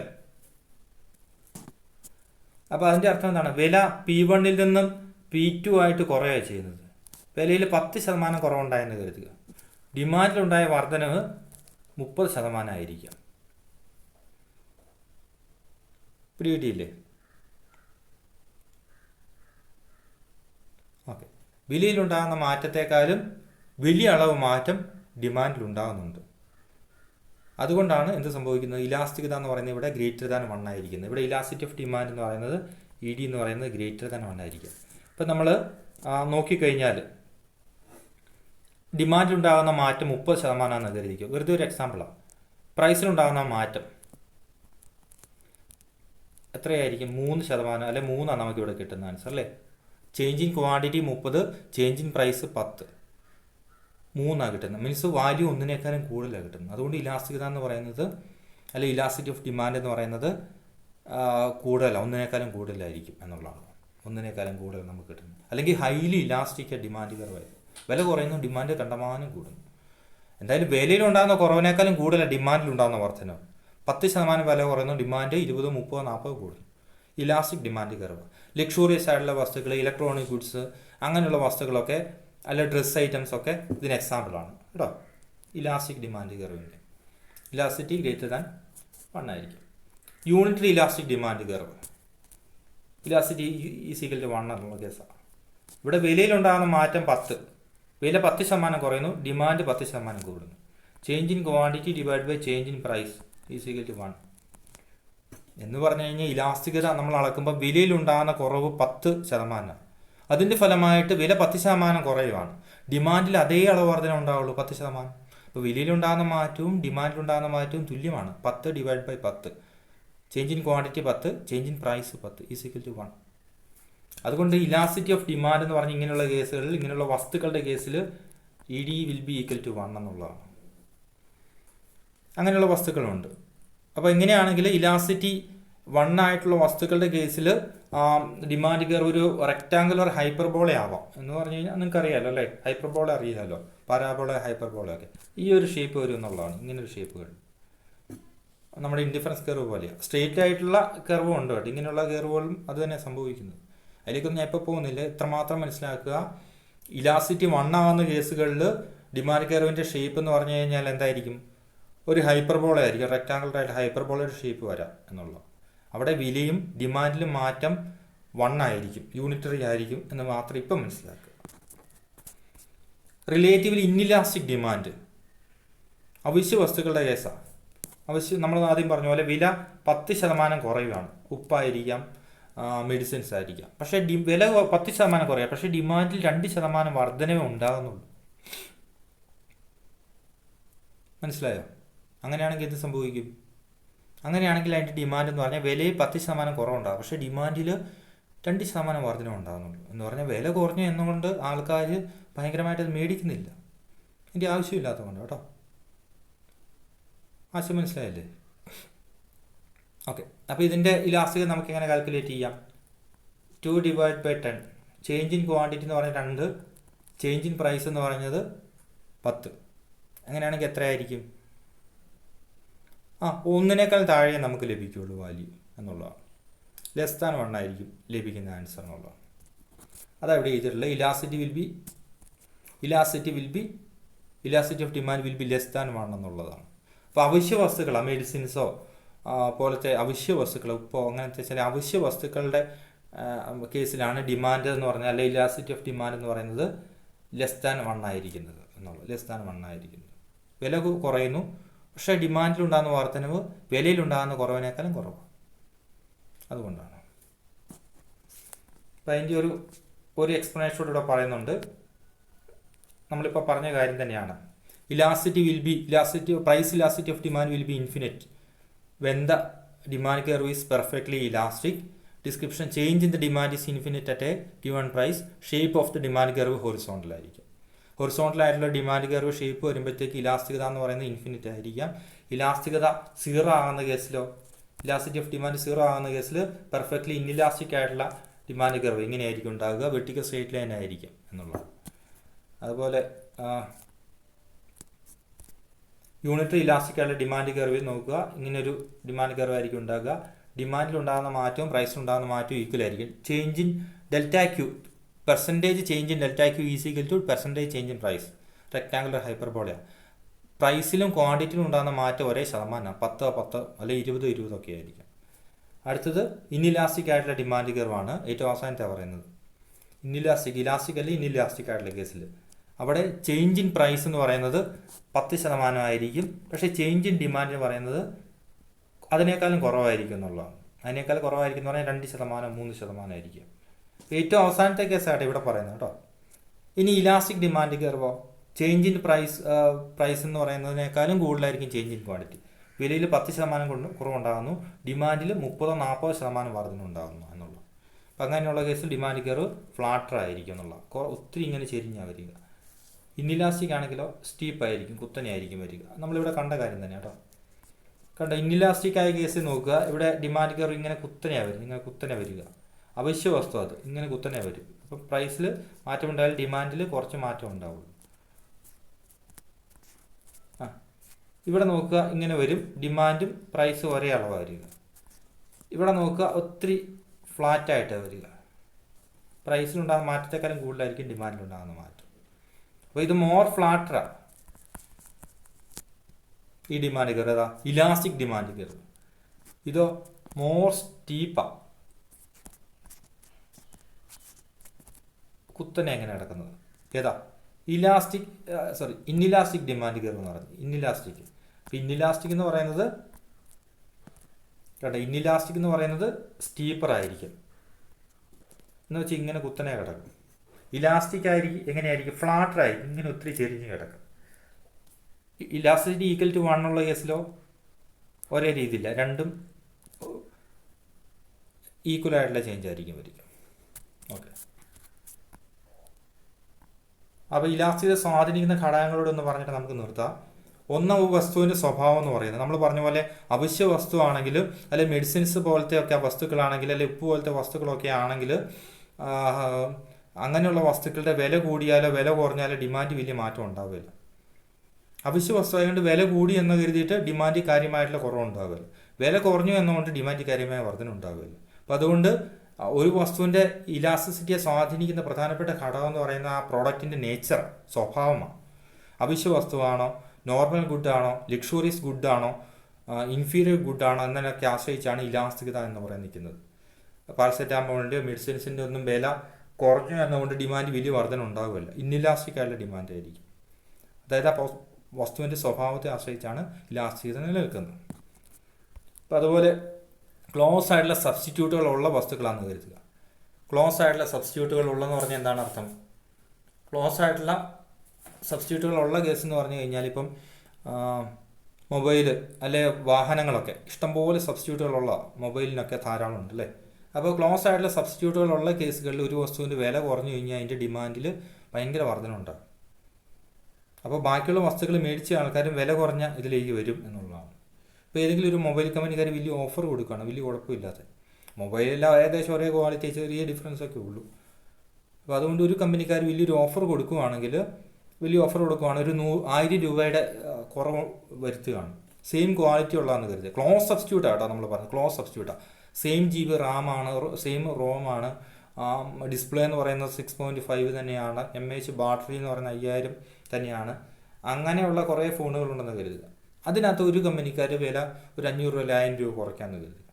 അപ്പം അങ്ങനെയുള്ള ക്ലോസ് സബ്സ്റ്റിറ്റ്യൂട്ടുകളുള്ള കേസുകളിൽ വസ്തുക്കളെ വില കുറഞ്ഞു കഴിഞ്ഞാൽ അവയുടെ ഡിമാൻഡിനകത്ത് വലിയ വർധന ഉണ്ടാകും. ഇലാസ്റ്റിക് ഡിമാൻഡായിരിക്കും ഉണ്ടാകുക എന്നാണ്. ഹൈലി ഇലാസ്റ്റിക് ആയിരിക്കും അങ്ങനെയുള്ള വസ്തുക്കളുടെ കേസ്. ഇനി ക്ലോസ് സബ്സ്റ്റിറ്റ്യൂട്ടുകൾ ഇല്ലാത്ത വസ്തുക്കളാണെങ്കിൽ, ഇപ്പം എന്താ എക്സാമ്പിൾ പറയുക, ക്ലോസ് ആയിട്ട് ചില മെഡിസിനൊക്കെ ധാരാളം കമ്പനികൾക്കൊക്കെ ഒരേ മെഡിസിൻസ് ഇറക്കാറുണ്ടെന്ന് നമുക്കറിയാം, പല ബ്രാൻഡുകളിലൊക്കെ. അപ്പം അധികം സബ്സ്റ്റിറ്റ്യൂട്ടുകൾ ഇല്ലാത്ത വസ്തുക്കളാണെന്ന് കരുതിക്കും. ഇപ്പോൾ അമൃതാഞ്ജനൊക്കെ വേറെ വെറൈറ്റി വന്നെന്ന് പറഞ്ഞാലും അധികം ക്ലോസ് ആയിട്ടുള്ള സബ്സ്റ്റിറ്റ്യൂട്ടുകൾ ഇല്ല. അതിൻ്റെയൊക്കെ വില കുറേയൊക്കെ കൂടിക്കഴിഞ്ഞാൽ കൂടി ആൾക്കാർ എന്ത് ചെയ്യും? മേടിക്കും. എന്ന് വെച്ചാൽ വില ഭയങ്കരമായിട്ട് കൂടിയാലും ഡിമാൻഡ് വലിയ കുറവുണ്ടാകുകയില്ല. അതിൻ്റെ ക്വാളിറ്റി ആൾക്കാർക്ക് ഇഷ്ടമായതുകൊണ്ടാണ്. അല്ലെങ്കിൽ അധികം ഗ്ലോസ് സബ്സ്റ്റിറ്റ്യൂട്ടുകളില്ല, വേറെ അതിന് പകരം വേറെ മേടിക്കാനില്ല, പിന്നെ വിക്സൊക്കെ ഉള്ളൂ, അത്ര ക്വാളിറ്റി പോരാ അതിന് എന്ന് കരുത്. അങ്ങനെയാണെങ്കിൽ അപ്പോൾ ക്ലോസ് ആയിട്ടുള്ള സബ്സ്റ്റിറ്റ്യൂട്ടുകൾ ഉള്ള വസ്തുക്കളുടെ കേസിൽ ഈ ഡിമാൻഡ് അല്ലെങ്കിൽ ഇലാസ്റ്റികത എന്ന് പറയുന്നത് ഹൈലി ഇലാസ്റ്റിക് ആയിരിക്കും, ഇലാസ്റ്റികത കൂടുതലായിരിക്കും. നമ്പർ ഓഫ് യൂസസ്, നമ്മൾ കൂടുതൽ ഉപയോഗിക്കുന്ന വസ്തുക്കളാണെങ്കിൽ വില കുറഞ്ഞു എന്ന് കരുതിയിട്ട് ഡിമാൻഡിനകത്ത് എന്ത് സംഭവിക്കും? വലിയ മാറ്റങ്ങളൊന്നും ഉണ്ടാവുകയില്ല എന്നുള്ളതാണ്. അതവിടെ നിൽക്കട്ടെ, അത് വലിയ പ്രധാനപ്പെട്ട കാര്യമല്ല. അപ്പോൾ നിങ്ങൾ ഇത്ര നോക്കുക, നേച്ചർ ഓഫ് ദ കമ്മോഡിറ്റി ഓർക്കുക, പ്രധാനപ്പെട്ട കാര്യം. അവൈലബിലിറ്റി ഓഫ് ക്ലോസ് സബ്സ്റ്റിറ്റ്യൂട്ടുകൾ ഓർക്കുക. പിന്നെ proportion of total expenditure spend on the product. Number of uses പോട്ടെ, അത് വലിയ കാര്യമുള്ളതല്ല, പ്രധാനപ്പെട്ടല്ല, അത് അങ്ങനെയല്ല പറഞ്ഞിട്ട്. Okay, proportion of total expenditure spend on the product. നമ്മൾ ഒരു വസ്തുവിന് വേണ്ടിയിട്ട് ചെറിയ എമൗണ്ട് സ്പെൻഡ് ചെയ്യുന്നുള്ളതെന്ന് കരുതുക, വളരെ ചെറിയ തുകയെ സ്പെൻഡ് ചെയ്യുന്നുള്ളൂ. ഇപ്പോൾ വീട്ടിലെ കേബിൾ അല്ലെങ്കിൽ പോട്ടെ വീട്ടിലെ പൈപ്പ് വെള്ളം 50 രൂപ കൊടുക്കുന്നു മാസം എന്ന് കരുതുക. അപ്പോൾ ഒരു ദിവസം അയാളൊന്നും പറയുകയാണ് പൈപ്പ് വെള്ളത്തിന് 70 രൂപയായി കൂട്ടി എന്ന് പറയുക. നമ്മൾ പറയും നാളെ പോലെ നമുക്ക് വെള്ളം വേണ്ടെന്ന് പറയും, പറയുകയില്ല. എന്ന് പറഞ്ഞു കഴിഞ്ഞാൽ നമ്മൾ മൊത്ത വരുമാനത്തിൻ്റെ ചെറിയൊരു ശതമാനം എന്തിനു വേണ്ടിയാണ് ചിലവഴിക്കുന്നത്. അങ്ങനെയുള്ള വസ്തുക്കളുടെ വിലയിൽ മാറ്റം ഉണ്ടായി കഴിഞ്ഞാൽ ഡിമാൻഡ് വലിയ മാറ്റം ഉണ്ടാവുകയില്ല. എന്ന് വെച്ചാൽ അങ്ങനെയുള്ള വസ്തുക്കളുടെ വില കൂടി എന്നുകൊണ്ട് ഡിമാൻഡ് നമ്മൾ കുറയ്ക്കുകയില്ല, അല്ലെ വില കുറഞ്ഞു എന്ന കരുതി കൊണ്ട് ഡിമാൻഡ് കൂട്ടുകയില്ല. മനസ്സിലായില്ലേ? നമ്മൾ കൂടുതൽ സ്പെൻഡ് ചെയ്യുന്ന കാര്യമാണെന്ന് കരുതി പെട്രോളിന് വേണ്ടിയിട്ടോ അല്ലെങ്കിൽ എന്താ പറയുക വസ്ത്രങ്ങൾ, അല്ലെ അരി, പച്ചക്കറി, അങ്ങനത്തെ എസൻഷ്യൽ കമ്മോഡിറ്റീസ് ആണെന്ന് കരുതുക. അപ്പോൾ അതിനകത്ത് മാറ്റങ്ങൾ ഉണ്ടായി കഴിഞ്ഞാൽ, വിലയിൽ വർധന ഉണ്ടായി കഴിഞ്ഞാൽ നമ്മൾ ഡിമാൻഡ് കുറയ്ക്കും, അല്ലെങ്കിൽ വില കുറഞ്ഞു കഴിഞ്ഞാൽ ഡിമാൻഡൊക്കെ കൂട്ടാൻ ശ്രമിക്കും. കൂടുതൽ സ്പെൻഡ് ചെയ്യുന്ന ഐറ്റംസിൻ്റെ വിലയിൽ മാറ്റം ഉണ്ടായി കഴിഞ്ഞാൽ അതിൻ്റെ ഡിമാൻഡിൽ മാറ്റമുണ്ടാകും, നന്നായിട്ട് മാറ്റം ഉണ്ടാകും. കുറച്ച് സ്പെൻഡ് ചെയ്യുന്ന വസ്തുക്കളുടെ വിലയിൽ മാറ്റമുണ്ടായി ഡിമാൻഡ് വലിയ മാറ്റം ഉണ്ടാകുമായിരുന്നുള്ളൂ. ആശയം പിടികിട്ടി കാണുമല്ലോ അല്ലേ? ഇപ്പോൾ ഇലാസ്തികത അങ്ങനെയാണ് പറയുന്നത്. ഓക്കെ, പിന്നെന്താ? Level of income of the consumer. ഒത്തിരി വരുമാനമുള്ള ആൾക്കാരെ സംബന്ധിച്ചാണെങ്കിൽ സാധനങ്ങളുടെ വില കൂടിയാലോ കുറഞ്ഞാലോ ഒന്നും സംഭവിക്കാൻ പോകുന്നില്ല. നമ്മുടെ വരുമാനം കുറഞ്ഞ ആൾക്കാരാണെങ്കിൽ ചെറിയ വർധന പോലും നമ്മൾ ഭയങ്കരമായിട്ട് വില കൂടി, ഞാൻ ഇനി അത് ഒഴിവാക്കാൻ കുറയ്ക്കാൻ പോകാമെന്ന് കരുതും എന്നുള്ളത്. അപ്പോൾ ഹാബിറ്റ്, ടൈം പീരീഡൊക്കെ നിങ്ങൾ നോക്കിയാൽ മതി. ഏറ്റവും പ്രധാനമായിട്ടുള്ളത് എന്താണ്? നേച്ചർ ഓഫ് ദ പ്രോഡക്റ്റ്, ഉൽപ്പന്നത്തിൻ്റെ സ്വഭാവം, availability of close substitute, proportion of total expenditure spend on the product, level of income. ഈ 4 എണ്ണമാണ് ഏറ്റവും പ്രധാനമായിട്ടുള്ള കാര്യങ്ങൾ. അത് പഠിച്ചാൽ മതി. ബാക്കിയൊക്കെ ഒരേ കാര്യം തന്നെയാണ് പറയുന്നത്. അപ്പോൾ നിങ്ങൾ ചെയ്യേണ്ട കാര്യം എന്താണ്? നമ്മൾ പറഞ്ഞ പോലെ ആ പോയിന്റ് ഇലാസ്റ്റിറ്റി ഒന്ന് നിങ്ങൾ കാൽക്കുലേറ്റ് ചെയ്യണം. ഇതിൻ്റെ പോയിന്റ് ഇലാസ്റ്റിസിറ്റി ഒന്ന് കാൽക്കുലേറ്റ് ചെയ്യണം. കാൽക്കുലേറ്റ് ചെയ്താലും ഇല്ലെങ്കിലും ഇത്രമാത്രം മനസ്സിലാക്കുക, ഒരു ലീനിയർ ഡിമാൻഡ് കർവിൻ്റെ മധ്യഭാഗത്ത് ഇലാസ്റ്റിറ്റി 1 ആയിരിക്കും. അതിന് മുകളിലോട്ട് ഇലാസ്റ്റികത എന്ന് പറയുന്നത് ഒന്നിനേക്കാളും കൂടുതലും താഴെ ഒന്നിനേക്കാളും കുറവായിരിക്കും ഇലാസ്റ്റിറ്റി എന്ന് പറയുന്നത്. ഹൊറിസോണ്ടൽ ഇന്റർസെപ്റ്റ് ഇലാസ്റ്റിസിറ്റി 0യും വെർട്ടിക്കൽ ഇന്റർസെപ്റ്റ് ഇലാസ്റ്റിറ്റി എന്ന് പറയുന്നത് ഇൻഫിനിറ്റി ആയിരിക്കും. ഇവിടെ ഇൻഫിനിറ്റി ആയിരിക്കും എന്നുള്ളതാണ്. ഇവിടെ greater than 1, equal to 1, less than 1, 0 എന്നുള്ളതാണ്. അത് നിങ്ങളത് പ്രോബ്ലം ചെയ്ത് കണ്ടുപിടിക്കുക, ചെയ്തിട്ട് എനിക്ക് അയച്ചു തരിക. നിങ്ങൾ വർക്കുകൾ ചെയ്യുന്നില്ല എന്നുള്ള കാര്യം നിങ്ങൾക്ക് തന്നെ മനസ്സിലായി കാണുമല്ലോ അല്ലേ? പറയുന്ന ആക്ടിവിറ്റികളൊന്നും ചെയ്തിട്ടില്ല. ഞാൻ പക്ഷേ മാർക്ക് കാൽക്കുലേറ്റ് ചെയ്യാൻ നേരത്തെ ഇതൊക്കെ നോക്കിയിട്ട് മാർക്കുകൾ ഇടുകയുള്ളൂ. എന്തായാലും നിങ്ങൾ സ്കൂളിൽ വരുന്നുണ്ടെങ്കിൽ ഇതൊക്കെ ചെയ്യേണ്ടതാണ്, ഇന്നല്ലെങ്കിൽ നാളെ. ജനുവരി തന്നെ ക്ലാസ് തുറക്കുക എന്നുള്ള രീതിയിൽ ഇപ്പോൾ ഗവൺമെൻറ്റൊക്കെ മുന്നോട്ട് പോകുന്നത്. അങ്ങനെയാണെങ്കിൽ വളരെ ചുരുക്ക സമയം നമുക്ക് ലഭിക്കുകയുള്ളൂ ബാക്കിയുള്ള പോർഷൻസ് എടുക്കാൻ വേണ്ടിയിട്ട്. ഡീറ്റെയിൽഡായിട്ട് പറഞ്ഞു പോകാനൊന്നും പറ്റില്ല. അപ്പോൾ അന്നേരത്തേക്കും ഇപ്പം പറഞ്ഞ കാര്യങ്ങൾ ഇനിയും ഇപ്പം നമ്മൾ വളരെ ടൈം എടുത്തിട്ട് വിശദമായിട്ട് പറയുന്നുണ്ട്. ഓരോ പോർഷൻ എടുക്കുമ്പോൾ തന്നെ ആക്ടിവിറ്റികൾ തന്നിട്ട് ചെയ്ത് അയച്ചു തരാൻ പറയുന്നുണ്ട്. നിങ്ങളിപ്പോൾ ഈ രീതി പഠിച്ച് മുന്നോട്ട് പോയില്ലെങ്കിൽ പിന്നീട് ഒരിക്കലും നിങ്ങൾക്ക് പഠിച്ചെടുക്കാൻ പറ്റില്ല. അത്ര മനസ്സിലാക്കുക. ഇപ്പോൾ 2ാമത്തെ ചാപ്റ്റർ നമ്മൾ തീർന്നിട്ടേ ഉള്ളൂ. ഇപ്പം ഇനിയും കിടക്കുകയാണ് മൈക്രോയുടെ തന്നെ 4 ചാപ്റ്റേഴ്സ്. അത് കുഴപ്പമില്ല, പക്ഷേ നിങ്ങളൊന്നും പഠിക്കാൻ ശ്രമിക്കുന്നില്ലെങ്കിൽ വലിയ ബുദ്ധിമുട്ടിലേക്കായിരിക്കും പോവുക എന്നുള്ളത് മാത്രം മനസ്സിലാക്കുക. നിങ്ങളുടെ പുറകെ നിങ്ങൾ ഉന്തിത്തള്ളി വരാൻ വേണ്ടിയിട്ട് പേരൻസോ അധ്യാപകർക്കൊന്നും ഇപ്പോൾ സമയമില്ല, അതിനുള്ള സാഹചര്യമല്ല ഉള്ളത്. പ്രായമായ ആൾക്കാർ നിങ്ങളൊക്കെ തന്നെ കാര്യങ്ങൾ മനസ്സിലാക്കി പഠിച്ചു പോവുകയാണെങ്കിലേ നല്ല മാർക്ക് കിട്ടുകയുള്ളൂ, നല്ല കോളേജ് അഡ്മിഷൻ കിട്ടുകയുള്ളൂ. ഇല്ലെങ്കിൽ നിങ്ങൾ പിന്നാക്കം പോവും, നിങ്ങളുടെ കൂട്ടുകാരൊന്നും നിങ്ങളുടെ കൂടെ കാണുകയില്ല. അതിനുള്ള സമയമില്ല ഇനി എന്നുള്ളത് മാത്രം മനസ്സിലാക്കുക. ഇത്രയും കാലം വെറുതെ ഇരുന്നു, ആരും നിങ്ങളെ കമ്പൽ ചെയ്യാൻ വന്നില്ല. പക്ഷേ ഇനി ഈ ചാപ്റ്റർ തീരുകയാണ്. ഇനി നമ്മൾ ചെയ്യുന്നത് ഇതിൻ്റെ ക്വസ്റ്റ്യൻ ആൻസർ ഡിസ്കസ് ചെയ്യുക ഉടനെ തന്നെ. അപ്പോൾ ഇതുവരെ വർക്ക് ചെയ്യാത്ത ആൾക്കാർ വീട്ടിലേക്ക് വിളിക്കാനുള്ളതാണ് എൻ്റെ ഒരു പ്ലാൻ എന്നുള്ളത്. വീട്ടിലേക്ക് വിളിക്കുക, വർക്കുകളും അല്ലെങ്കിൽ ഞാൻ ചെയ്തിട്ടുള്ള ആക്ടിവിറ്റികളുടെ ഡീറ്റെയിൽസ് ഒക്കെ ഗ്രൂപ്പ് ഇട്ടിട്ടുണ്ട്. നിങ്ങളുടെ പേരൻസൊക്കെ ഒന്ന് വിളിച്ച് പറയണം അവരൊക്കെ ഒന്ന് ചെയ്യുന്നില്ലെങ്കിൽ. അവരെ പ്രത്യേകമായിട്ട് എനിക്ക് സംസാരിക്കേണ്ടതായിട്ട് വരും. അതിലേക്കൊന്നും ഇട കൊടുക്കാണ്ടിരിക്കുന്നതായിരിക്കും നല്ലത്. നിങ്ങൾ ഇനിയും ചെയ്യാത്ത ആൾക്കാർ വർക്കുകൾ എനിക്ക് എത്രയും പെട്ടെന്ന് കംപ്ലീറ്റ് ചെയ്ത് അയച്ച് തരിക. എത്രയും പെട്ടെന്ന് തന്നെ അയച്ചു തരാൻ ശ്രദ്ധിക്കുക കേട്ടോ. എങ്കിലേ രക്ഷപ്പെടുകയുള്ളൂ. ഇല്ലെങ്കിൽ ആർക്കും ഒന്നും ചെയ്യാൻ പറ്റില്ല. തോറ്റുപോകും, മാർക്ക് കുറഞ്ഞു പോകും, അഡ്മിഷൻ കിട്ടിയില്ല. ഇനി സേവ് ഇമ്പ്രൂവ്മെൻ്റ് ഒന്നും എങ്ങനെയാണെന്ന് നമുക്കൊന്നും അറിയത്തില്ല. ഇമ്പ്രൂവ്മെൻറ്റ് ഫസ്റ്റ് ഇയറിലെ ഇമ്പ്രൂവ്മെൻറ്റിൻ്റെ ഇതുവരെ ഒന്നും നോട്ടിഫിക്കേഷൻ വന്നിട്ടില്ല. ഇനിയിപ്പോൾ ഇത് ഇമ്പ്രൂവ് ചെയ്യാൻ പോകുമ്പോൾ നിങ്ങൾ അതൊക്കെ മറന്നു പോയിട്ടുണ്ടാവുക. അപ്പോൾ ഇമ്പ്രൂവ് ചെയ്യണമെന്നുള്ളവർ അത് പഠിച്ചോളുക. ഇത് സെക്കൻഡ് ഇയറിലെ കാര്യം നിങ്ങൾ ഇനി സേവ് ചെയ്ത് ജയിച്ചു പോകാമെന്ന് കരുതിയേക്കില്ല. അതിനുള്ള സാഹചര്യം ഒന്നും ആയിരിക്കില്ല. അപ്പം അതുകൊണ്ട് പറയുന്ന കാര്യങ്ങൾ അന്നന്ന് പഠിക്കുക. വളരെ ചുരുക്കം കാര്യങ്ങൾ ഇപ്പോൾ പഠിപ്പിക്കുന്നുള്ളൂ. ഒരു 2 മാസം കൊണ്ട് പഠിപ്പിക്കേണ്ടത്, അല്ലെങ്കിൽ എന്താ പറയുക, ഒരാഴ്ച കൊണ്ട് പഠിപ്പിക്കേണ്ടത് 1 മാസം കൊണ്ടോ 2 മാസം കൊണ്ടോ ഇപ്പോൾ പഠിപ്പിക്കുന്നു. വളരെ പതുക്കെ മുന്നോട്ട് പോകുന്നുള്ളൂ. ഇതെങ്കിലും നിങ്ങൾ പഠിക്കാൻ ശ്രദ്ധിക്കുക. ഇല്ലേ മുന്നോട്ട് നിങ്ങൾക്ക് ഒന്നും മനസ്സിലാകാൻ പോകുന്നില്ല. എല്ലാം കണക്ട് ചെയ്ത് കിടക്കുന്ന കഴിഞ്ഞതിൻ്റെ ഒക്കെ ബാക്കിയായിട്ട് ഇപ്പോൾ പറഞ്ഞു പോകുന്നത്. ഇതിൻ്റെ ബാക്കിയായിരിക്കും അടുത്ത ക്ലാസ്സിൽ പറയുന്നത്. അപ്പോൾ 1-2 ക്ലാസ് മിസ്സാകുന്ന ഒരാൾക്ക് പിന്നെ പിക്ക് ചെയ്യാൻ പറ്റില്ല. അപ്പോൾ എനിക്കൊന്നും നിങ്ങളെ സഹായിക്കാൻ പറ്റില്ല. എക്കണോമിക്സ് നിങ്ങൾക്ക് അവസാനം വായിച്ചൊന്നും മനസ്സിലാക്കാൻ പറ്റില്ല. കൂടെ വന്നാലേ കാര്യമുള്ളൂ. പഠിപ്പിക്കുന്ന ഒത്തുപോവുക. ഓക്കെ.